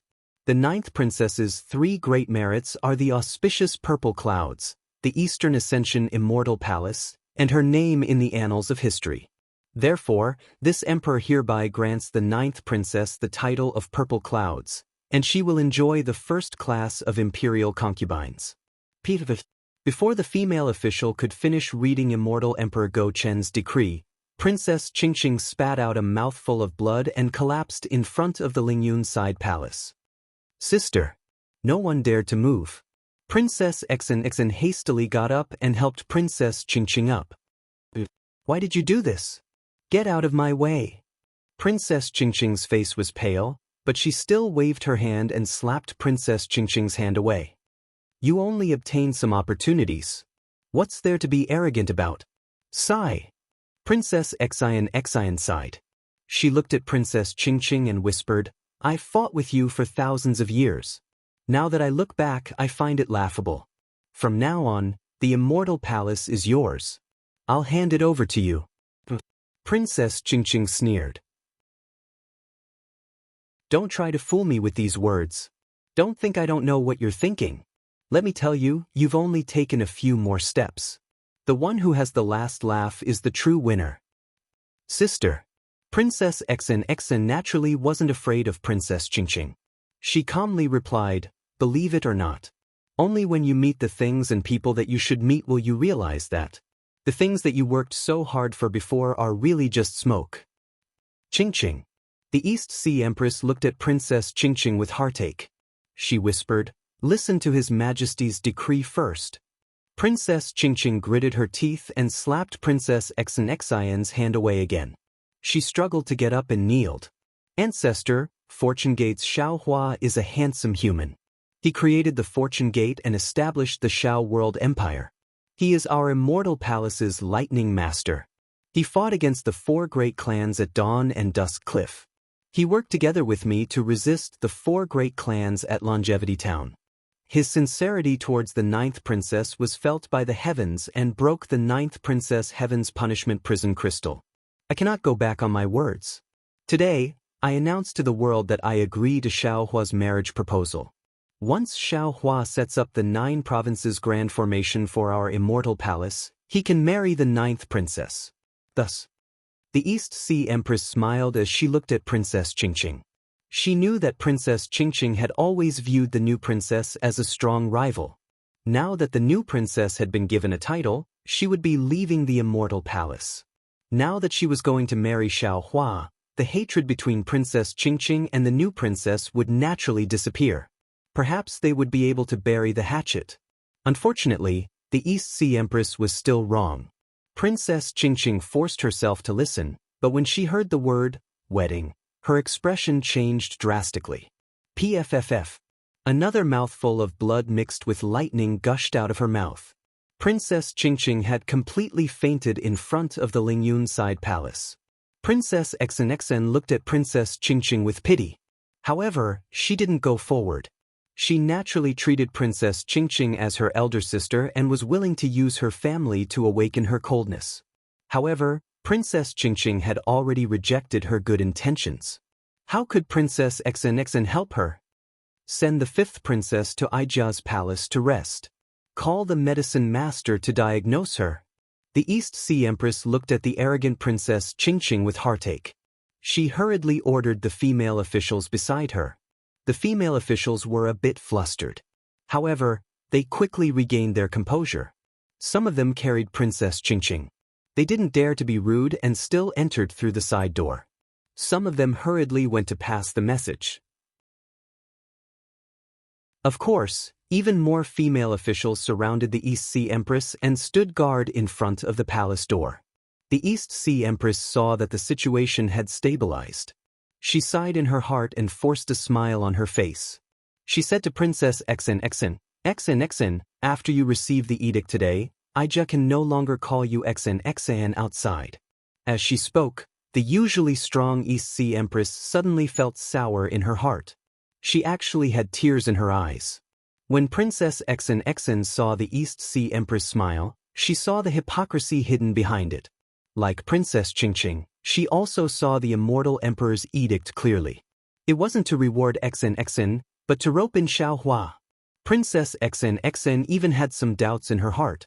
If she didn't have the same heart as Xiao Hua, even if Xiao Hua proposed to marry any of the immortal emperor's princesses, the names in the edict would be changed at will. However, seeing the tears in her mother's eyes, Xian's heart immediately softened. She was already so burdened facing Princess Ching-ching in the immortal palace. What immortal Emperor Gaochen and the East Sea Empress had to face were the 4 great clans, the 100 schools of thought, and even the demon race and the Buddhist sect. They would definitely rack their brains and judge others by their own standards. Xian couldn't blame Her Majesty too much for scheming against Xiao Hua, especially since these tears were tears of farewell. They were tears of reluctance. These tears made Xian think of many things. Xian couldn't help but cry as well. She fell into the East Sea Empress' arms. Cough cough. Princess Xian only lost her composure for a moment. The East Sea Empress came back to her senses. She gently coughed a few times and helped Xian up. She smiled and said, "Princess Zixia, quickly receive the edict. Once we're done with the state affairs and enter the Lingyun side palace, Aijia will talk to you about family matters." Yes. As Xian stood up, she returned to normal and nodded with a smile. Also, The East Sea Empress looked at Bai and kneeling beside Zixia and said, Aijia knows that you have worked hard and contributed greatly. I have also asked His Majesty for a decree for you. I hope you will be satisfied. Baisun was shocked. She hurriedly kowtowed and said, This servant doesn't dare to be greedy. This is all new. Princess Zixia's good fortune. The East Sea Empress didn't say much. Another female official beside her took out an immortal emperor's decree and recited it. This decree naturally didn't reward Princess Zixia. It simply pointed out that Bai and had worked hard and contributed greatly. She was conferred the title of 4th-rank concubine and married to Fu Jiwen. In addition, the Fu clan of the peaceful mountain country was also conferred the title of 5th-rank aristocratic family. Of course, the Fu clan's status as a 5th-rank aristocratic family couldn't match Bai An's 4th-rank concubine etiquette. This also showed that the immortal emperor was fair in his rewards and punishments. This servant thanks the Empress and your Majesty for your grace. But Yin was so excited that her face turned red. She kowtowed and thanked the Empress with all her might. This was the etiquette of a 4th-rank concubine. How many women in the world could receive such an honor? Moreover, Bai An had always been traumatized by her affair with Fu Jiwen. Now that the immortal emperor had conferred her marriage to the world, the gloom in her heart had long dissipated. Not to mention, because Bai An had married into the Fu clan had also been promoted to a 5th-rank aristocratic family. This was something that the tiny Fu clan couldn't even dream of. Bai An was almost certain that once this decree was issued, the Fu clan would definitely worship her like a real concubine. Of course, while Bai An was thanking the Empress, she also understood that this decree wasn't just about informing Xiaohua and stopping the 4 great aristocratic families. It was also about her marrying Fu Jiwen, the famous Confucian cultivator of the Fortune Gate, Fu Jiwen.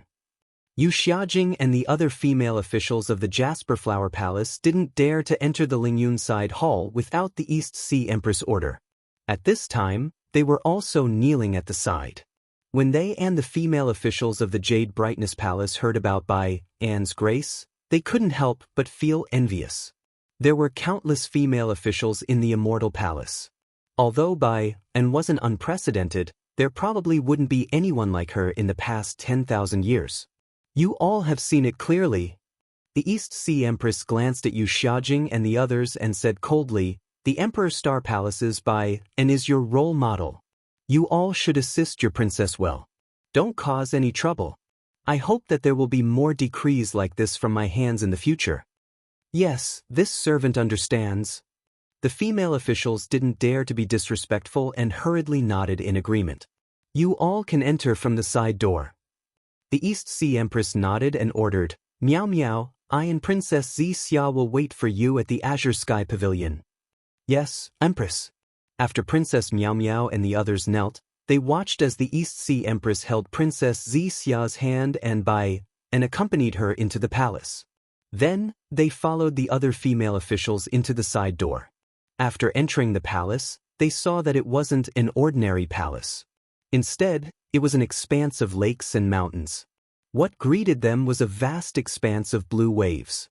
The blue waves were like a mirror, reflecting all the strange scenes in the heavens above. When they looked at the heavens above, they saw that it wasn't a blue sky and white clouds. Instead, layers of 9-colored clouds formed a jade necklace, hanging above everyone's heads like lanterns and streamers. As if a gust of wind had blown past, the jade necklace swayed, and the entire sky swayed. Amidst the layers of jade necklace, even more multicolored clouds condensed into auspicious shapes of dragons and phoenixes. When these auspicious shapes fell into the blue waves surged like waves. Pillars of orange chi that pierced through the heavens and the earth rose like steam, surging between the heavens and the earth. It was somewhat similar to the Buddhist light of the Buddhist sect. Countless images of mountains and rivers flashed out from these pillars of orange chi.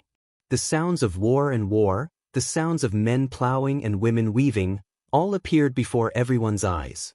However, the East Sea Empress and the others didn't pay attention to these beautiful scenes. Instead, they stepped into the auspicious shapes and landed on the blue waves. Clouds immediately surged out from the blue waves, supporting the East Sea Empress and Princess Xixia. They transformed into rainbows that fell into the depths of the blue waves. Wherever the rainbows passed, the jade necklace seemed to be blown by the wind, splitting into two. In just a moment, as the jade necklace swayed, a blue flower appeared in the air. This flower was sparkling and translucent, overflowing with precious light. Before it even flew close, a fragrance that seeped into one's heart followed everyone's gaze, emerging from their noses and mouths. When the fragrance filled the air, the space near the flower lit up with 9 colors. These 9 colors pushed the jade necklace apart, and countless lines and contours appeared between the gaps. When the East Sea Empress flew to the front of the lines, these lines quickly combined, and a jade-colored hooding appeared before everyone's eyes. When the hooding appeared, a rainbow bridge stretched out from the hooding and caught the clouds beneath everyone's feet. When the rainbow bridge shrank, everyone's figures gradually disappeared before they could even touch the hooding. They are tuning in to the Passion Pages YouTube channel. We're so grateful for your support, and don't forget to subscribe to join us on this incredible journey through captivating stories. Your generosity through donations truly makes a world of difference, as it's the primary source of revenue that allows me to expand and enhance this channel for you. Thank you from the bottom of my heart for being a part of this adventure.